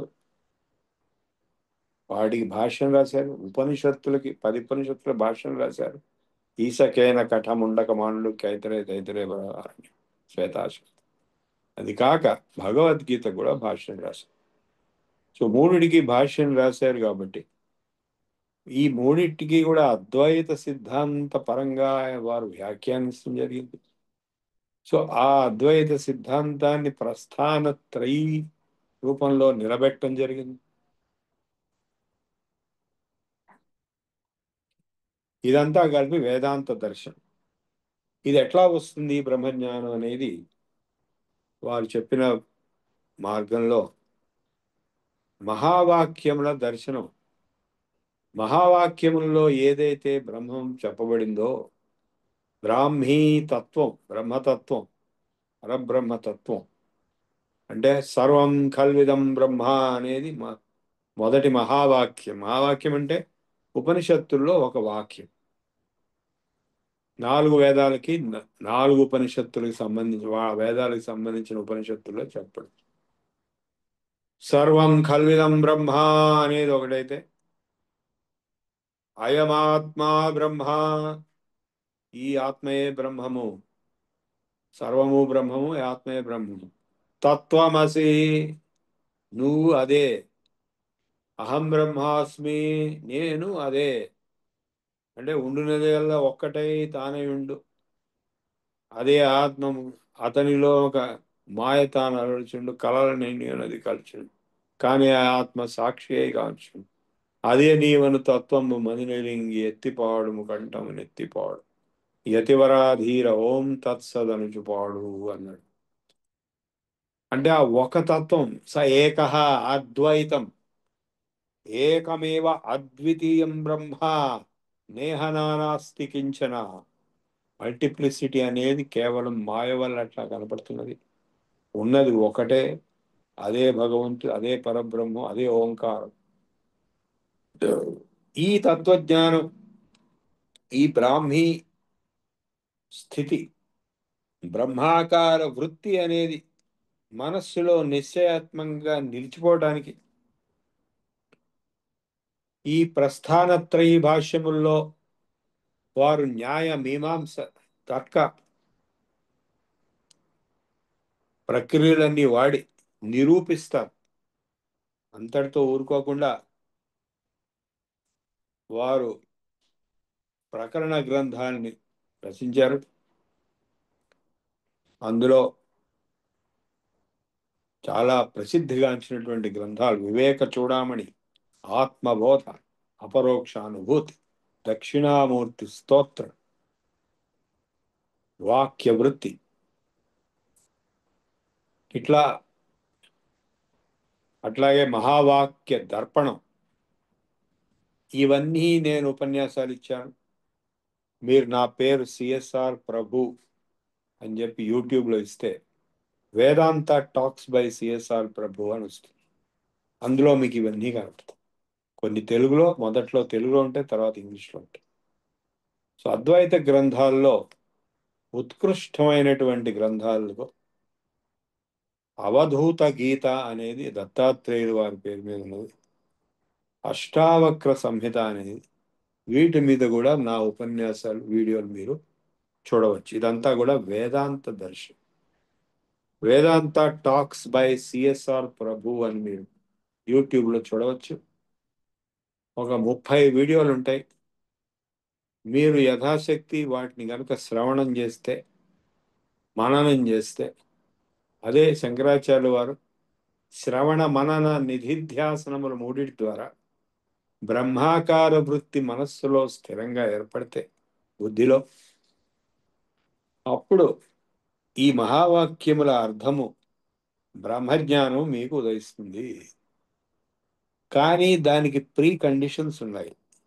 అవే శమధమాది షట్క సాధన చతుష్టయ సంపత్తి. 4 క్వాలిఫికేషన్స్ ఉండాలి మీకు. మొట్టమొదటిది సాధన చతుష్టయ సంపత్తి, రెండవది నిత్యానిత్య వస్తు వివేకం, మూడవది ఇహాముత్ర ఫల భోగ విరక్తి, నాలుగవది ముముక్షుత్వం. ఈ 4 ఉన్నవాడు అంటే సాధన చతుష్టయ సంపత్తి, ఆ సంపత్తి ఉన్నవాడు బ్రహ్మజ్ఞానాన్ని పొందడానికి అర్హుడు. మరి ఇవి ఎట్లా వస్తాయండి, ఇవి మాకు లేవు అనుకునేటట్లయితే దానికి ప్రీ రిక్విజిట్స్ అవి వచ్చేందుకు వారు ఒక ఫార్ములా చెప్పారు. ఫస్ట్ స్వవర్ణాశ్రమ ధర్మాచరణ, మీ ఓన్ ధర్మాచరణ చేయండి. మీ రెస్పాన్సిబిలిటీస్, మీ ధర్మం మీరు నిర్వర్తించండి. నంబర్ 1 స్వవర్ణాశ్రమ ధర్మాచరణ తపసా, తపశ్చర్యలతో తపస్సు చేస్తే, హరితోషణ చేస్తూ, హరితోషణ అంటే భక్తి, హరిభక్తి, భక్తి ప్రపత్తి. హరిభక్తి లేని వాడి పరిస్థితి ఏంటి? అంధేందోదయముల్, మహాబధిర శంఖారావముల్, మూక సద్గ్రంథ పఠనము, నపుంసక వధూకాంక్షల్, కృతఘ్నావళీ బంధుత్వంబులు, లుబ్ధ ద్రవ్యములు, భస్మహవ్యములు, హరిభక్తి వర్జిత రిక్త వ్యర్థ సంసారముల్. సో హరితోషణాత్ అని అది కూడా పెట్టారు. ఈ మూడు స్వవర్ణాశ్రమ ధర్మాచరేణ తపస హరితోషణాత్ ప్రభవేత్ పుంసాం వైరాగ్యాది చతుష్టయం. మనుషులకి ఈ 4 వస్తాయి. ఏవి 4? సాధన చతుష్టయం. అంటే శమధమాది షట్క సంపత్తి మొదటిది ఆ నాలుగిట్లో. ఆ 6 ఏంటంటే శమము శాంతిగా ఉండటము, దమము సెల్ఫ్ కంట్రోల్లో ఉండడము, తితిక్ష ఉపరతి కంటెంట్మెంట్ సాటిస్ఫాక్షన్, శ్రద్ధ, అండ్ ఫైనలీ సమాధానము సమాధి, ఈక్విలిబ్రియం, సమాధి సమతావస్థ. ఈ 6 ఉంటే ఒకటైంది శమధమాది షట్క సంపత్తి. రెండోది నిత్యానిత్య వస్తు వివేకము. ఏది నిత్యము ఏది అనిత్యము అని వివేకం. దానివల్ల తేలిపోయేది అంతా అనిత్యమే అని చెప్పి. నిత్య పదార్థం ఒకటే, అదే భగవంతత్వం, అదే పరబ్రహ్మతత్వం. అది ఎప్పుడైతే తెలుస్తుందో అప్పుడు మీకు ఆటోమేటిక్ గా విరక్తి కలుగుతుంది. ఇహాముత్ర ఫల భోగ విరక్తి. ఏ వస్తువు మీద మీకు కోరికను మిగలదు. అప్పుడు ముముక్షత్వం అనేది అంటే మోక్షం కావాలి అనేటువంటి పట్టుదల. సో ఈ 6 ఉన్నవాడికి మట్టుకే, అంటే 6 ప్లస్ మిగిలినవన్నీ 4, నాలుగిట్లో ఒకటి దాంట్లో 6 ఉన్నాయి, మిగిలిన ఒక్కొక్కటి ఉన్నాయి, కానీ పెద్ద పెద్దవి. ఇవన్నీ ఈ లక్షణాలు ఉన్నవాడికి మట్టుకే బ్రహ్మజ్ఞానం పొందే అర్హత వస్తుంది. ఆ అర్హత ఉన్నవాడికి మహావాక్య బోధ వల్ల ఆ మహావాక్యాల్లో చెప్పబడినటువంటి పరబ్రహ్మ తత్వం, ఆ పరబ్రహ్మ తత్వజ్ఞానాన్ని శ్రవణం చేసి మననం చేసి నిధిధ్యాసన చేయగా చేయగా చేయగా బ్రహ్మాకార వృత్తి ఏర్పడి తానే బ్రహ్మంబను అనేటువంటి అనుభూతి వస్తుంది. బ్రహ్మైవాహం బ్రహ్మైవాహం శివోహం శివోహం. అది మోక్షస్థితి. ఇది వేదాంత దర్శనం. ఇప్పుడు 6 దర్శనాలు పైన చూపించాను మీకు. లోతుగా వెళ్ళేందుకు వీలుంటే ఒకటో రెండో వెళదాం. ఇది నేను ఇవాళ చెప్పదలుచుకున్నటువంటి పైన స్పర్శ. 6 దర్శనాలు స్పర్శ. ఇక్కడ ఆపేస్తాను. మీరు ఏదైనా ప్రశ్న ఉంటాడు. ధన్యవాదాలు ప్రభు గారు. ప్రశ్నలు ఎవరైనా అడిగే పని అయితే అడగండి వరుసగా.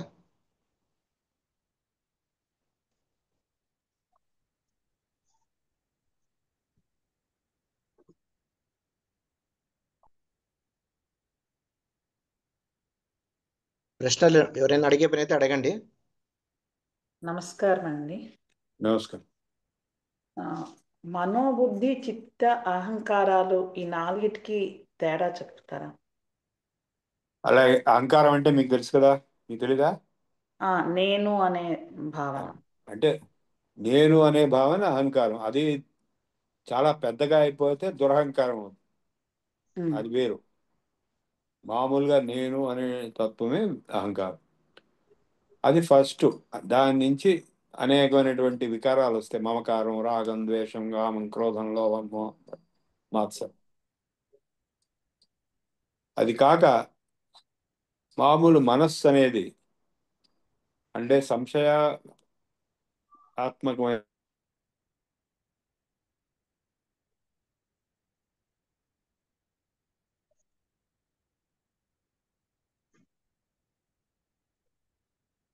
గురువుగారు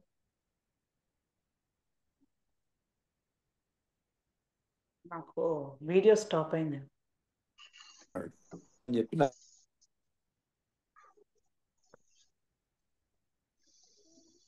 గురుగారు వీడియో స్టాప్ అయిందండి. ఆహా, నాకేమో రికార్డు కనిపిస్తూనే నెట్ ఇష్యూ ఆహా, సారిది అనుకుంటా కదా. అవునండి, సార్ది ప్రాబ్లం. మిగతా వాయిస్ లానే వినబడుతుంది. నేను రికార్డ్ స్టాప్ చేస్తాను అయితే తర్వాత. నిర్ణయాత్మకమైంది బుద్ధి. చెప్పండి. నిర్ణయాత్మకమైంది బుద్ధి, సంకల్ప వికల్పాత్మకమైంది మనస్సు, ఇకపోతే మిగిలింది చిత్తం. ఈ మెమరీ పాతవన్నీ కూడా వృత్తులు, చిత్త వృత్తులు ఇవన్నీ ఉండేది చిత్తం. ఇది వేదాంత పరిభాషలో ఈ శబ్దాలన్నీ కూడా ఏ పరిభాషలో వాడుతున్నామో దాన్ని బట్టి మీరు స్క్రీన్ పైన సెంటర్లో పెట్టండి. అది సో ఇప్పుడు అర్థమైంది కదా మీకు. మనోబుద్ధి అహంకార చిత్తం 4 అంతఃకరణములు. మన లోపల ఉండేటువంటి కరణములు అంటే ఇన్స్ట్రుమెంట్స్. బహికరణములు పంచేంద్రియాలు, పంచ జ్ఞానేంద్రియాలు, పంచ కర్మేంద్రియాలు. ఓకేనండి, అర్థమైందా మీకు మొత్తం? Okay, thank you. నెక్స్ట్.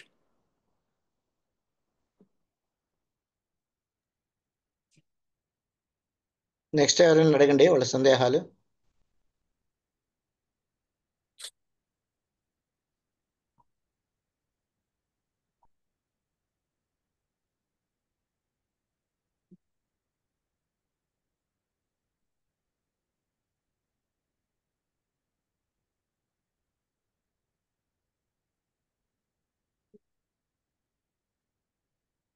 ఎవరైనా అడుగుతున్నారా? నమస్కారం అండి, నా పేరు సుబ్రహ్మణ్యం రెడ్డి చింతల. ఇప్పుడు ఈ న్యాయ శాస్త్రం ఇవన్నీ ఉన్నాయి. హౌ ఫార్ దీస్ సూత్రాస్ ఇప్పుడు మన ప్రెసెంట్ లీగల్ సిస్టమ్ లో ఎంతవరకు అది అప్లికబుల్ అవుతున్నాయి? How far they are using it అండి? అంటే ఈ టెక్నిక్స్ ఇవన్నీ సిల్లాగిజం ఆర్గ్యుమెంట్ ఏదైతుందో, ఎవిడెన్స్ యాక్ట్, ఇవన్నీ కూడా దీని నుంచి వచ్చినవే. అంటే ఇవి ఒరిజినల్ సోర్స్ అన్నమాట. ఆర్గ్యుమెంట్ ఎలా ఉండాలి, ఫస్ట్ ప్రపోజిషన్ ఏంటి, ప్రతిజ్ఞ అంట. మీరు ఏం చెప్పదలుచుకున్నారు, మీకు మీరు ఒక స్టేట్మెంట్ వేశారు, ఆ స్టేట్మెంట్ ముందు చెప్పి దానికి ప్రూఫ్ చెప్పాలి, ఎవిడెన్స్ చెప్పాలి. లాస్ట్లో ఆ ఎవిడెన్స్ని బట్టి ఆ ఒరిజినల్ స్టేట్మెంట్ వ్యాలిడా ఇన్వాలిడా అనేది తేలిపోతుంది. చివరికి కంక్లూషన్ ఉంటుంది. ఈ ప్రాసెస్ ఏదైతే ఉందో step by step process, syllogism అంటారు దీన్ని. ఈ రోజు కోర్టులో జడ్జి గారు అదే చేస్తాడు. సో ఇది ఒకప్పుడు మొట్టమొదలు వచ్చినటువంటిది, అన్వీక్షకి అని కూడా దీనికి పేరు. దాంట్లో ప్రమాణం అంటే ప్రూఫ్ ఏంటి, ప్రూఫ్ ఎవిడెన్స్ ఏంటి అంటే ప్రత్యక్షంగా చూసాడా. ఇప్పుడు మనకి కోర్టులో సాక్షి మర్డర్ చూశానని వాడైతే వాడు చాలా ఇంపార్టెంట్ ఎవిడెన్స్ అవుతాడు. లేదు ఉండకపోవచ్చు అనేటువంటి పరిస్థితి అంటే అది ఇంకా కేసు స్ట్రాంగ్గా ఉండదు. సో ఈ ఫండమెంటల్ కాన్సెప్ట్స్ అన్ని ఇందులో నుంచే వచ్చాయి. ఆ తర్వాత ఈ పూర్వకాలం రాజులు న్యాయం చేసేవారు, మీరు చూసే ఉంటారు. రాజుకి మెజిస్ట్రీరియల్ పవర్స్ కూడా ఉండేవి, జ్యుడిషియల్ పవర్స్, ఎగ్జిక్యూటివ్ పవర్స్ కూడా ఉండేవి రాజుకి. సో రాజు సభలోనే న్యాయం చేసేవాడు. అంటే ఇద్దరు స్పర్ధం చేస్తున్నటువంటి అదే ప్లెంటిఫ్ అండ్ వాళ్ళ మధ్యలో న్యాయం చేయడం అనే ప్రొసీజర్ ఏదైతుందో అదే జ్యుడిషియల్ ప్రాసెస్. ఆ తర్వాత న్యాయ నిర్దేశకులు వేరుగా జ్యూరీ అనే కాన్సెప్ట్, మర్యాద రామన్న పేరున్నారు మీరు. సో వీళ్ళంతా జ్యూరీ అన్నమాట. ఇప్పుడు అమెరికాలో జ్యూరీ ఉంటారు, జడ్జి కాక జ్యూరీ కూడా ఉంటారు. సో ఈ ప్రాసెస్ అంతా ఇందులో ఒరిజినల్గా చెప్పబడింది కొన్ని వేల సంవత్సరాల కింద. దాని నుంచే ఇవన్నీ తర్వాత డెవలప్ అయ్యాయి. సో ఇప్పుడు ఉన్నది మీరు ఒక విషయం గుర్తుంచుకోవాల్సింది ఏంటంటే ధర్మశాస్త్రం అని ఇంకోటి ఉంది. ఇప్పుడు మనం కేవలం న్యాయదర్శనం గురించి చెప్పుకున్నాము. ధర్మశాస్త్రం అనేది వేరే సబ్జెక్ట్. ఆ శాస్త్రం అనే శబ్దమే ప్రకృతి వికృతిలో చట్టం కింద మారింది. శాస్త్రం ప్రకృతి, చట్టం వికృతి. అంటే చట్టం అంటే ఏంటి అంటే శాస్త్రమే. ఏ శాస్త్రం? ఆ కాన్స్టిట్యూషన్ అనేది ఇప్పుడు మనకు ఉంది. అప్పుడు వాళ్ళకి మన ధర్మశాస్త్రం ఉండేది. ఆ తర్వాత ఇంకో ధర్మశాస్త్రం ఉండేది. తర్వాత ఇంకో ధర్మశాస్త్రం ఉండేది. అదే లా. అందులో వాళ్ళు లాస్ చెప్పారు. ఏమిటి అంటే ఇప్పుడు దాయ భాగం ఏమిటి, లేదా శిక్ష ఏమిటి, క్రిమినల్ ప్రొసీజర్ కోడ్, అవన్నీ ఆ ధర్మశాస్త్రంలో ఉంటాయి. అదే ఇప్పుడు మనకి మన లా బుక్స్గా తయారైన ఇంగ్లీష్. మనకి ఇప్పుడు ఉన్నది హిందూ లా నుంచి ఇంగ్లీష్ లా కూడా కలిపి రోమన్ జూరిస్ప్రుడెన్స్ నుంచి ఇంగ్లీష్ లా నుంచి హిందూ లా అనేది ఇప్పుడు ఉంది మనకి. So code, criminal procedure code, న్యాయ సంహిత అనేది అయితే ఉందో సిపిసి, ఇవన్నీ కూడా ఇప్పుడు ఉన్నటువంటి లాస్. బట్ పాతకాలం వెళ్తే ఏ టైంకి ఆ టైంకి ఒక స్మృతి ఉంటుంది. దాన్నే స్మృతి అన్నారు, మెమోయిస్, మనుస్మృతి. అలాగే ఇంకో స్మృతి, ఇంకో స్మృతి, ఇంకో స్మృతి, ఇట్లా అవన్నీ లా బుక్స్. బట్ ప్రొసీజర్ ఈ న్యాయదర్శనం. అవన్నీ టైం బట్టి మారుతూ ఉంటాయి కదా అవి. ఎప్పటికప్పుడు పోయినాయి. ఇప్పుడు మన కాన్స్టిట్యూషన్ ఆఫ్ ఇండియా ఉంది. అలాగే ఇప్పుడు భారతీయ న్యాయ సంహిత బిఎన్ఎస్ ఉంది. ఈ మొన్ననే మార్చారు కదా వాళ్ళు, అమిత్ షా వీళ్ళందరూ. సో ఇప్పుడు అదే ఇప్పుడు ముస్లిమ్స్ కి షరియా లా అని ఉంటుంది. అది చాలా తీవ్రంగా ఉంటుంది, కాళ్ళు చేతులు కోసేస్తారు. సో ఎవరి ఏ కంట్రీలో ఉంటే లా వాళ్ళకు ఉంటుంది. అదే చట్టం. చట్టం అంటే శాస్త్రం. ఏ శాస్త్రం అంటే ధర్మశాస్త్రం. ఈ ప్రొసీజర్స్, ప్రమాణాల గురించి చెప్పేది న్యాయదర్శనం. ఎవరు ఏ కంట్రీలో అలా అన్నప్పుడు ఎందుకు సార్ మనకి ముస్లింలకి సెపరేట్ లా అంటారు? అది వాళ్ళ మతానికి ఉన్న లా. అది షరియా అనేది ఖురాన్లో వాళ్ళ మతాల్లో ఉన్నటువంటి వాళ్ళు పాటించవలసినటువంటి చట్టం. అది ఇప్పుడు వాళ్ళ మతం ఏర్పడినప్పుడు అరేబియాలో ఆ మతం ఏర్పరిచిన వాళ్ళే రాజులు. వాళ్ళు చేసిందే చట్టం, షరియా దాని పేరు. వాళ్ళు ఇప్పటికీ అదే ఫాలో అవుతారు. మనకి మనుధర్మశాస్త్రం ఉండేది ఒకప్పుడు 10,000 సంవత్సరాల కిందకి. ఆ మనుధర్మశాస్త్రం ప్రకారం ఉండేవాడి పేరే మానవుడు. వాడు అట్లా లేకపోతే, దాని ప్రకారం జీవించకపోతే వాడు మానవుడే కాదు. మానవ అనే శబ్దము మనువు నుంచి వచ్చి, మనువును అనుసరించేవాడు మానవుడు. లేకపోతే వాడు ఆటవికుడు అనమాట. సో హ్యూమన్ సివిలైజేషన్ కి మొట్టమొదటి కాన్స్టిట్యూషన్ మనుధర్మశాస్త్రం. ఆ తర్వాత కాలం మారిన కొద్దీ అనేక ధర్మశాస్త్రాలు ఓపులోకి వచ్చాయి. వాటినే రాజును ఇంప్లిమెంట్ చేసేవాడు. బ్రిటిష్ వారు రాకముందు మనం కూడా మన ఓన్ హిందూ లా ఉండేది మనకి. మన ధర్మశాస్త్రం ఆధారంగా, తర్వాత వచ్చిన ధర్మశాస్త్రం ఆధారంగా శంకరాచార్యుల గారే డిసైడ్ చేసేవాడు ఏం చేయాలి, ఏం చేయకూడదు అనేది. అంటే for example inter caste marriage చేసుకున్నారు అనుకోండి, లవ్ మ్యారేజ్, శంకరాచార్యుల వారు డిసైడ్ చేసేవాడు ఏం చేయాలి అని. ఎప్పుడు బ్రిటిష్ వాళ్ళు రాకుండా హిందువులందరూ శంకరాచార్యుల గారి కిందే రాజులు ఉండేవాళ్ళు. సో అట్లాగే ఇప్పుడు శిక్షలు ఏం వేయాలి, రాజులు వాళ్ళ ధర్మశాస్త్రం బట్టే వేశారు. మరి వాళ్ళు ఇష్టం వచ్చినట్టు చేయడానికి వీల్లేదు. ధర్మాన్ని నిలపడం కోసమే రాజుని పెట్టింది. అందుకే రాజదండం అనేది ఇచ్చింది. భీష్ముడు అంటాడు, ఎవరో ధర్మాన్ని పాటించరు కాబట్టి రాజు కావాలి. రాజరికం వల్ల ధర్మాన్ని నిలబెట్టాలి. సో ధర్మదండం అని వాడి చేతికి ఉంటుంది.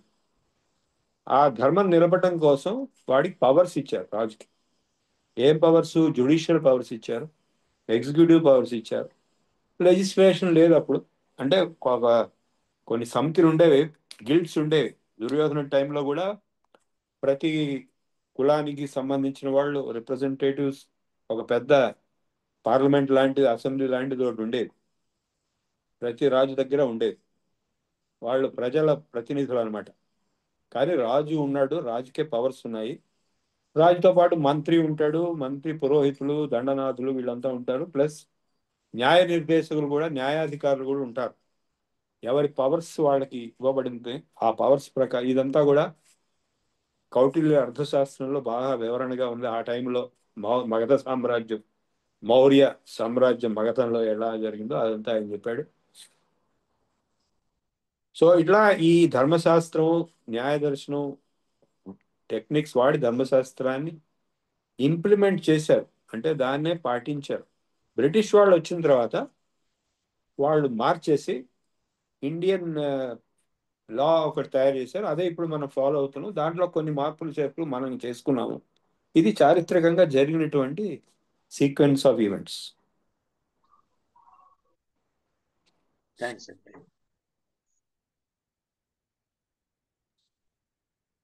ఇంకెవరైనా అడుగుతున్నారా?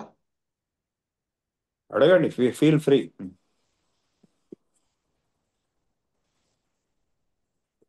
సార్ నమస్తే సార్.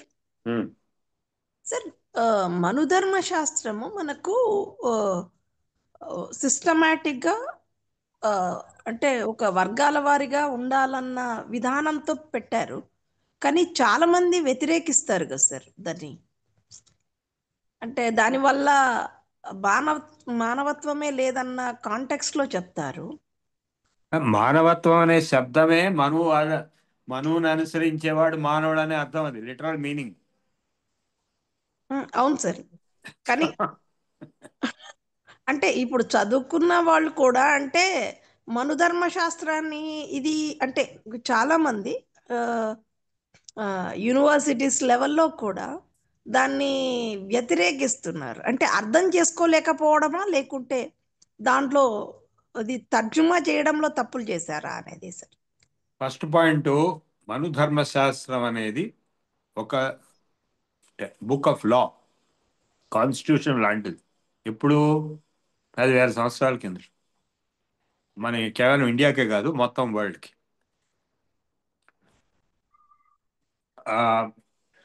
ఆ మను అనేవాడు రాజు, వాడు రాసిన ధర్మశాస్త్రమే ఒక కాన్స్టిట్యూషన్ కింద ఉండింది. అదే నడిపింది, చాలా కాలం, వేల సంవత్సరాలు నడిచింది. దాన్ని వక్రీకరించి దాన్ని అర్థం చేసుకోలేక దాన్ని అన్ని తప్పుడు మాటలు మాట్లాడి ఇప్పుడు ఈ విమర్శకులు ఉన్నారు. ఎవరు వాళ్ళు అంటే ముఖ్యంగా కమ్యూనిస్టులు, క్రిస్టియన్ మిషనరీసు, తర్వాత వీళ్ళు ఈ అంబేద్కర్ వాదులు, వీళ్ళు మనువాదం అని చెప్పి అదొకటి, అలాంటిది ఏం లేదు, ఇది కాన్స్టిట్యూషన్ వాదం అన్నట్టుగా ఉంటుంది. ఆ టైంలో ఉండే కాన్స్టిట్యూషన్ అది. అర్థమైందా మీకు? సో అప్పుడు వాళ్ళు ఏం చెప్పారు, అందులో రూల్స్ అన్నీ ఉన్నాయి. అంటే దొంగతనం చేస్తే ఏ శిక్ష వేయాలి, రంకు చేస్తే ఏ శిక్ష వేయాలి, ఇంకోటి చేస్తే ఏ శిక్ష, మర్డర్ చేస్తే ఏ శిక్ష వేయాలి, ఇలాంటివన్నీ కూడా ఉన్నాయి అందులోనే. ఓకే, అది కాక సమాజం ఎలా నడవాలి, సమాజంలో 4 రకాల చాతుర్వర్ణ్యం మయా సృష్టం అని భగవద్గీతలో కూడా చెప్పాడు. ఋగ్వేదంలో కూడా పురుష సూక్తంలోనే బ్రాహ్మణోస్య ముఖమాసీత్ బాహురాజన్యకృత ఊరూతదస్య ద్వైస్య పద్భ్యాం శూద్రో అజాయత చంద్రమా మనసో జాత చక్షో సూర్య ముఖాదింద్రశ్చాగ్నిశ్చ ప్రాణాద్వాయురజాయత నాభ్యా ఆసీదంతరిక్షం శీర్ష్ణౌద్యౌ సమవర్తత పద్భ్యాం భూమి దిశస్రోత్ప్రాట్ తథా లోకాహిం అకల్పయన్. ఈ సృష్టి భగవంతుడి యొక్క అంగాలు, అంటే భగవంతుడు ఎవరు, మనిషి కాదు, మనిషిలాగా చెప్తే ఒక రూపకాలంకారంగా అందులో ఏ భాగం నుంచి ఏం పుట్టింది అని చెప్పారు. ముఖం నుంచి బ్రాహ్మణులు, భుజముల నుంచి క్షత్రియులు, తొడల నుంచి వైశ్యులు, పాదముల నుంచి శూద్రులు అని చెప్పుకుంటూ వచ్చి మనస్సు, ఆకాశము, ఇవన్నీ ఒక్కొక్కటి ఎట్లా పుట్టినాయో చెప్పారు. సో అదే మనుధర్మశాస్త్రంలో 4 వర్ణాల కింద, భగవద్గీతలో కూడా, భగవద్గీత అనేది తర్వాత వచ్చింది, మహాభారతంలో ఉన్నది అది. మనుధర్మశాస్త్రం భగవద్గీత కంటే పూర్వం. సో 4 వర్ణాల కింద సమాజాన్ని విభజించడం జరిగింది. అదేమీ ఆశ్చర్యకరమైంది కానీ, అభ్యంతరకరమైంది కానీ, అసహ్యకరమైంది కానీ, అనుమానకరమైంది కానీ కాదు. ఎందుకంటే సహజంగానే ప్రతి దేశంలో ఈ 4 ఉంటారు. ఇతర దేశాల్లో కూడా ఈ 4 ఉన్నాయి. హిందూ దేశం కానటువంటి దేశాల్లో కూడా ఈ 4 ఉన్నాయి. అంటే teachers, intellectuals, researchers, academicians, philosophers, spiritual saints and priests, వీళ్ళందరూ కలిపి ఒక వర్గం. Administrators, rulers, soldiers, fighters, warriors, Kings, emperors, వీళ్ళందరూ కలిపి ఒక వర్గం. మూడోది బిజినెస్, అగ్రికల్చర్ వగైరా వగైరా, ట్రేడ్, కామర్స్, బ్యాంకింగ్, ఇదంతా ఫైనాన్స్, కంట్రోల్, ఇదంతా ఒక వర్గం. ఇక మిగిలినవి 100 వర్గాలు. శూద్రజాతి అనేది production caste, economic caste, production, agriculture production, అట్లాగే మెటలర్జీ ప్రొడక్షన్, ఏ ప్రొడక్షన్ అయినా సరే, ఎకనామిక్ యాక్టివిటీ మొత్తం శూద్రుడు 100 ఉన్నాయి. Carpenter, gold Smith, tin smith, black smith, washermen, barber, ఇవి లేకుండా ఎక్కడా లేదు. ఒరిజినల్గా ఈ అన్ని చోట్ల ఉంటాయి. ఓకే, అర్థమైంది మీకు? సో ఇవన్నీ లేకుండా సమాజం నడవదు. సో ఇదేంటంటే ఇదే ఆయన చెప్పాడు. ఈ 4 వర్ణాలకి ఎవరి ధర్మాలు ఏంటి. మనుస్మృతిలో బ్రాహ్మణుడు ఏం చేయాలి? పఠనం పాఠనం, చదువుకోవాలి, చదువు చెప్పాలి. అంటే ఈజ్ స్టూడెంట్ అండ్ టీచర్. అట్లాగే యజనం యాజనం, యజ్ఞం చేయాలి అంటే పూజ చేయాలి, చేయించాలి వేరే వాళ్ళ చేత. అట్లాగే దానం ఇవ్వాలి, దానం తీసుకోవాలి. ఈ 3 బ్రాహ్మణ ధర్మాలు. క్షత్రియుడికి ఏం చెప్పాడు? యుద్ధం చేయమన్నాడు. యుద్ధే స్వపలాయనం, యుద్ధంలో పారిపోకుండా యుద్ధం చేయగలగాలి, గెలవగలగాలి, లేదా చచ్చిపోవాలి, అంతేగాని వెనక్కి పారిపోకూడదు. సో అట్లాగే క్షత్రియుడికి ఉండేటువంటి రాజధర్మం ఇదంతా చెప్పుకొచ్చాడు. అట్లాగే వైశ్యులకి కృషి, గోరక్షణ, వాణిజ్యం, finance, trade, business administration, business management, financial control, agriculture, animal husband, everything is under their control. వాళ్ళు ఏం చేయాలో అని చెప్పుకొచ్చాడు. ఇక మిగిలిన వాళ్ళందరూ శూద్ర క్యాస్ట్, ఎవరు తక్కువ ఎక్కువ ఏం లేదు ఇక్కడ. అందుకే ఇప్పుడు కాళ్ళు కోసేస్తే మనిషి ఎలాగైతే పడిపోతాడో, అట్లాగే ఎకనామిక్ యాక్టివిటీ లేకపోతే, ప్రొడక్షన్స్ లేకపోతే సమాజం నడవదు. ఆ ప్రొడక్షన్ మీద, ఎకనామిక్ యాక్టివిటీ మీద బయటకు వచ్చే ఫైనాన్స్ కంట్రోల్ చేయడమే నెక్స్ట్ హైయర్ వైశ్య వృత్తి.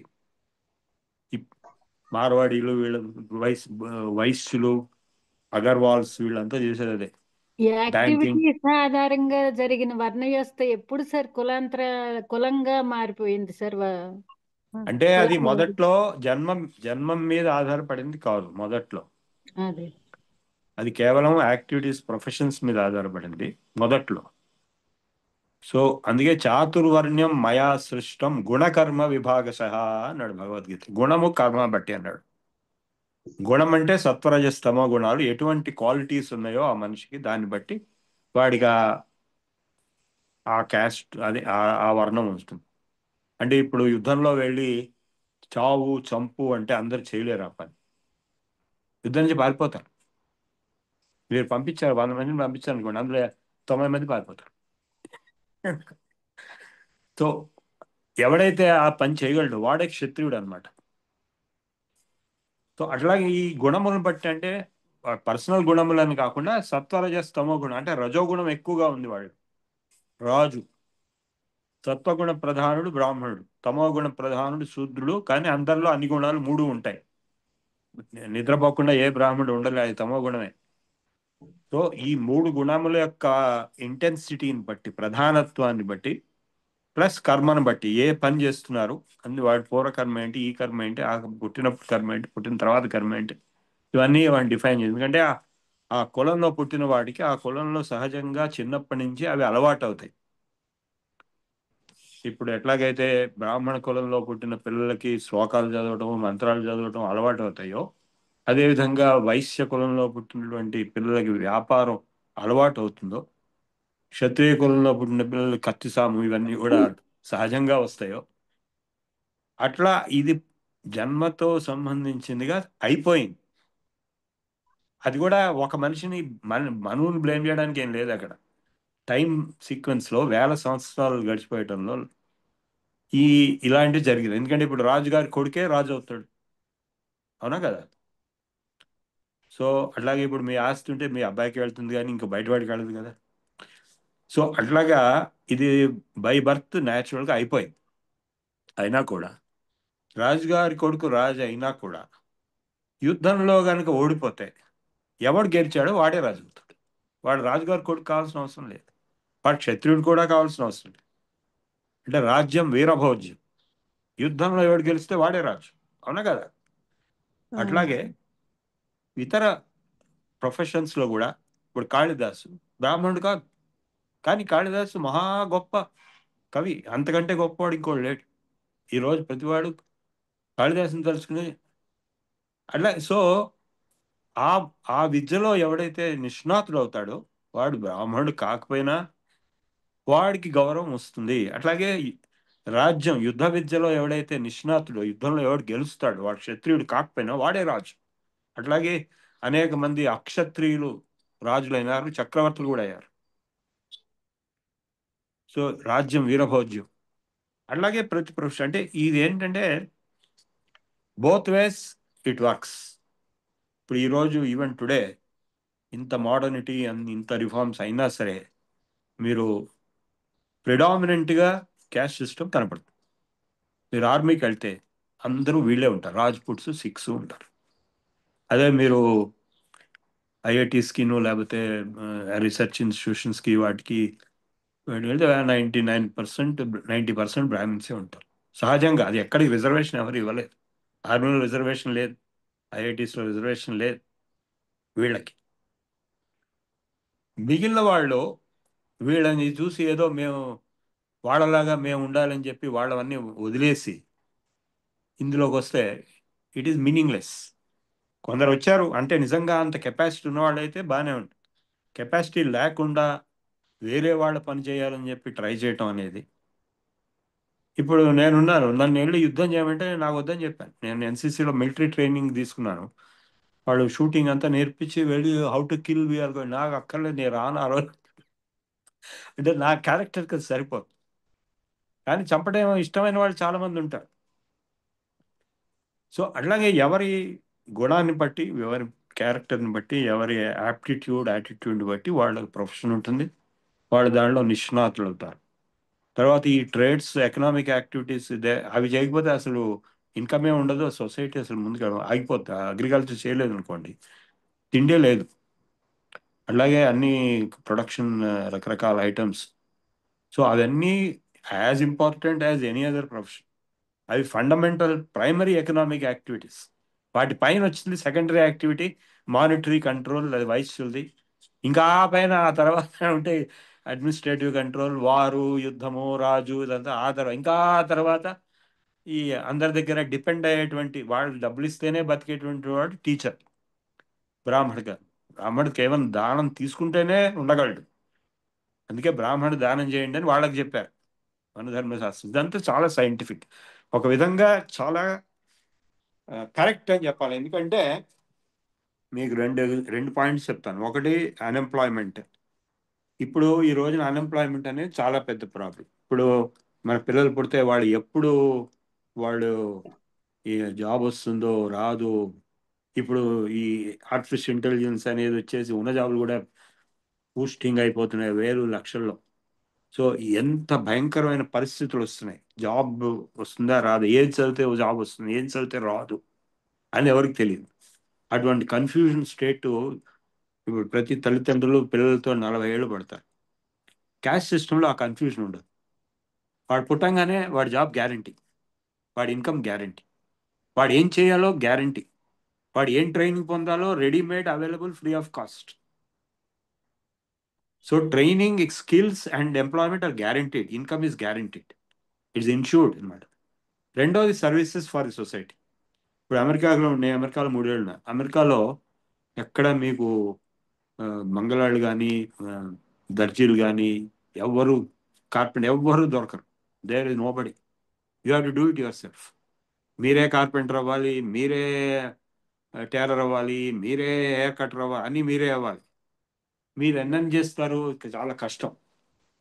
అది చాలా పెద్ద ప్రాబ్లం అయిపోతుంది. Services availability to society at లో కాస్ట్, అఫోర్డబుల్ కాస్ట్ గ్యారంటీ లేదు వెస్ట్రన్ సొసైటీస్లో. ఇండియాలో ఉంది, అందరూ దొరుకుతారు, అన్ని సర్వీసెస్ దొరుకుతాయి లో కాస్ట్. ఈ సర్వెంట్ కూడా దొరుకుతుంది, వాష్మెన్తో కానీ you can get anything you want at లో కాస్ట్. వేరే కంట్రీస్లో ఉండదు, అంటే అన్ని కంట్రీస్ కాదు, కొన్ని అమెరికా లాంటి కంట్రీస్లో ఉండదు. ఒకప్పుడు ఇంగ్లాండ్లో, ఫ్రాన్స్లో కూడా ఈ క్యాస్ట్లన్నీ ఉన్నాయి. అందుకే పేర్లు మీరు ఆలివర్ గోల్డ్ స్మిత్, అట్లాగే మైకల్ హ్యామర్, ఇట్లా బ్లాక్ స్మిత్, ఇట్లాంటి పేర్లన్నీ ఉంటాయి వాళ్ళు క్యాస్ట్ నేమ్స్. వాళ్ళు అందరికి అన్ని క్యాస్ట్లు వాళ్ళకి ఉంటాయి, ఎక్కడైనా ఉంటాయి. సో తండ్రి బట్టి కొడుకు ఏర్పడటం అనేది అది సహజంగా జరుగుతుంది. ఇప్పటికి కూడా డాక్టర్ గారు కొడుకు డాక్టర్ అవుతాడు సహజంగా, గ్యారంటీ ఏం లేదు. అలాంటి ఎన్వైరన్మెంట్లో పెరుగుతాడు కాబట్టి. ఓకే, అయితే మంత్రులు వాళ్ళ పరంపర కొనసాగడం అనేది తప్పేం కాదు సార్. మంత్రులా రాజులా? అంటే నాయకులు రాజకీయ నాయకులు వాళ్ళ పిల్లలు అంటే అది తప్ప ఒప్ప అనేది తర్వాత సంగతి. అది సహజంగా జరుగుతుంది. ఫస్ట్ వాడు కాంపిటెంట్ అవుతే, వాడు అందులో సక్సెస్ఫుల్ అవుతే అప్పుడు వాడు సక్సెస్, లేకపోతే వాడు పోతాడు, వాడు గాలికి పోతాడు. కానీ అని ఒక్క సరే, అంటే దీంట్లో ఇది అన్టచబిలిటీ రావడం వల్ల ఈ క్యాస్ట్ సిస్టమ్ మీద నెగిటివ్ ఎక్కువ వచ్చింది, అంతేనా సార్? మనుస్మృతిలో అసలు అన్టచబిలిటీ లేదు. అది ఎవరికి తెలియట్లేదు సార్ మెయిన్ గా. లేదు అందులో. నేను చదివాను, నేను మనుస్మృతి చదివాను, అన్టచబిలిటీ అనేది లేదు అక్కడ. అది తర్వాత వచ్చినటువంటి సోషల్ ఈవిల్ అది. ఓకే, అది కూడా ఇంటర్ప్రిటేషన్ లో ప్రాబ్లం. ఇప్పుడు ముట్ట అయితే, ఇప్పుడు మెన్స్ట్రల్ పీరియడ్ లో every women is untouchable. So అది అట్లా చూడకూడదు. చావుకి పురిటికి 10 రోజులు మైలు ఉంటుంది కదా. అదే అది ఇంటర్ప్రిటేషన్ తప్పదు అంతా ఒకళ్ళ మీద. ఇంకోటి ఏంటంటే, వీళ్ళు ఎవరైతే ఈ కంటేజియస్ డిజీజెస్ వచ్చే స్కోప్ వర్క్ చేశారో, అంటే చనిపోయిన యానిమల్స్ ని కోసి వాటిని హ్యాండిల్ చేయటము, అటువంటివి చాలా ప్రికేరియస్ ఇన్ఫెక్షియస్ డిసీజెస్ వచ్చిన వాళ్ళని దూరంగా పెట్టారు ఊరవతల. అంతేగాని వాళ్ళ మీద డిస్క్రిమినేషన్ కాదు. Okay, thank you very much sir. ధన్యవాదాలు. మన కోవిడ్ లో మనం అందరం అన్టచబుల్స్ అయ్యాం కదా. అవును సార్, మొత్తం అందరూ A to Z. అంటే కొంతమంది, అంటే మీరు అన్నట్టు క్రిస్టియన్ ఇది వీళ్ళు మీ ధర్మం అంతా అన్టచబిలిటీ ఉంటది ఇది అన్నట్టు ప్రమోట్ చేస్తారు. అన్ని అబద్ధాలు, శుద్ధ అబద్ధాలు వాళ్ళు చెప్పారు. అంటే కొన్నిట్లో వాదించలేం సార్, వాదించలేక ఆగిపోవాల్సి వస్తుంది. లేదు, తెలియకపోతే ఇప్పుడు నేను చెప్పిన అంటే మీరు కూడా చెప్పచ్చు, అప్పుడు నోరు మూసుకుంటారు, వాళ్ళకి ఏం తెలియదు. అడిగాను sir. Okay, thank you very much right. ధన్యవాదాలు సార్. ప్రశ్నలని చాలా మంచి సమాధానాలు చెప్పారు. ఇప్పుడు మనం ప్రార్థన చేసుకుంటాము. సుబ్రహ్మణ్యం గారు.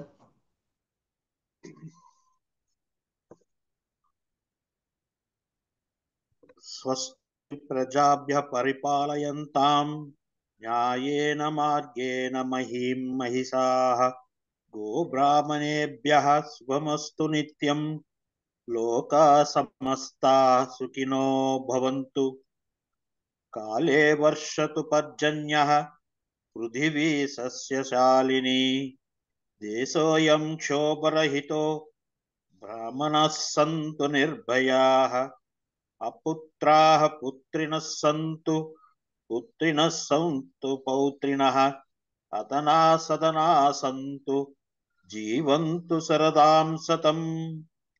సత్యం వద ధర్మం చర సాధ్యాయాన్మా ప్రమదః. సర్వే భవంతు సుఖినః సర్వే సంతు నిరామయాః. సర్వే భద్రాణి పశ్యంతు మా కశ్చిత్ దుఃఖభాగ్ భవేత్. ఓం శాంతి శాంతి శాంతి. ఓం పూర్ణమద పూర్ణమిదం పూర్ణాత్ పూర్ణముదచ్యతే పూర్ణస్య పూర్ణమాదాయ పూర్ణమేవావశిష్యతే. ఓం శాంతి శాంతి శాంతి. సర్వే జనా సుఖినో భవంతు. స్వస్తి. స్వస్తి. ధన్యవాదాలు సుబ్రహ్మణ్యం గారు, స్వస్తి వాచక శ్లోకాలు చెప్పినందుకు. ఇప్పుడు మనం జాతీయ గీతం పాడుకుందాం.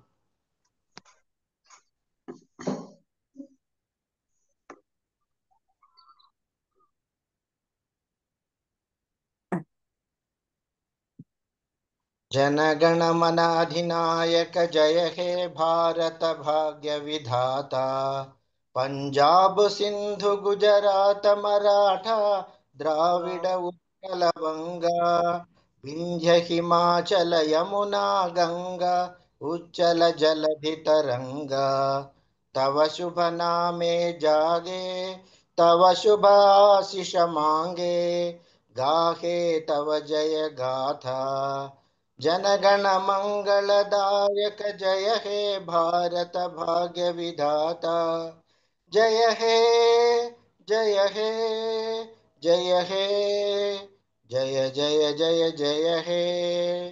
जय हिंद.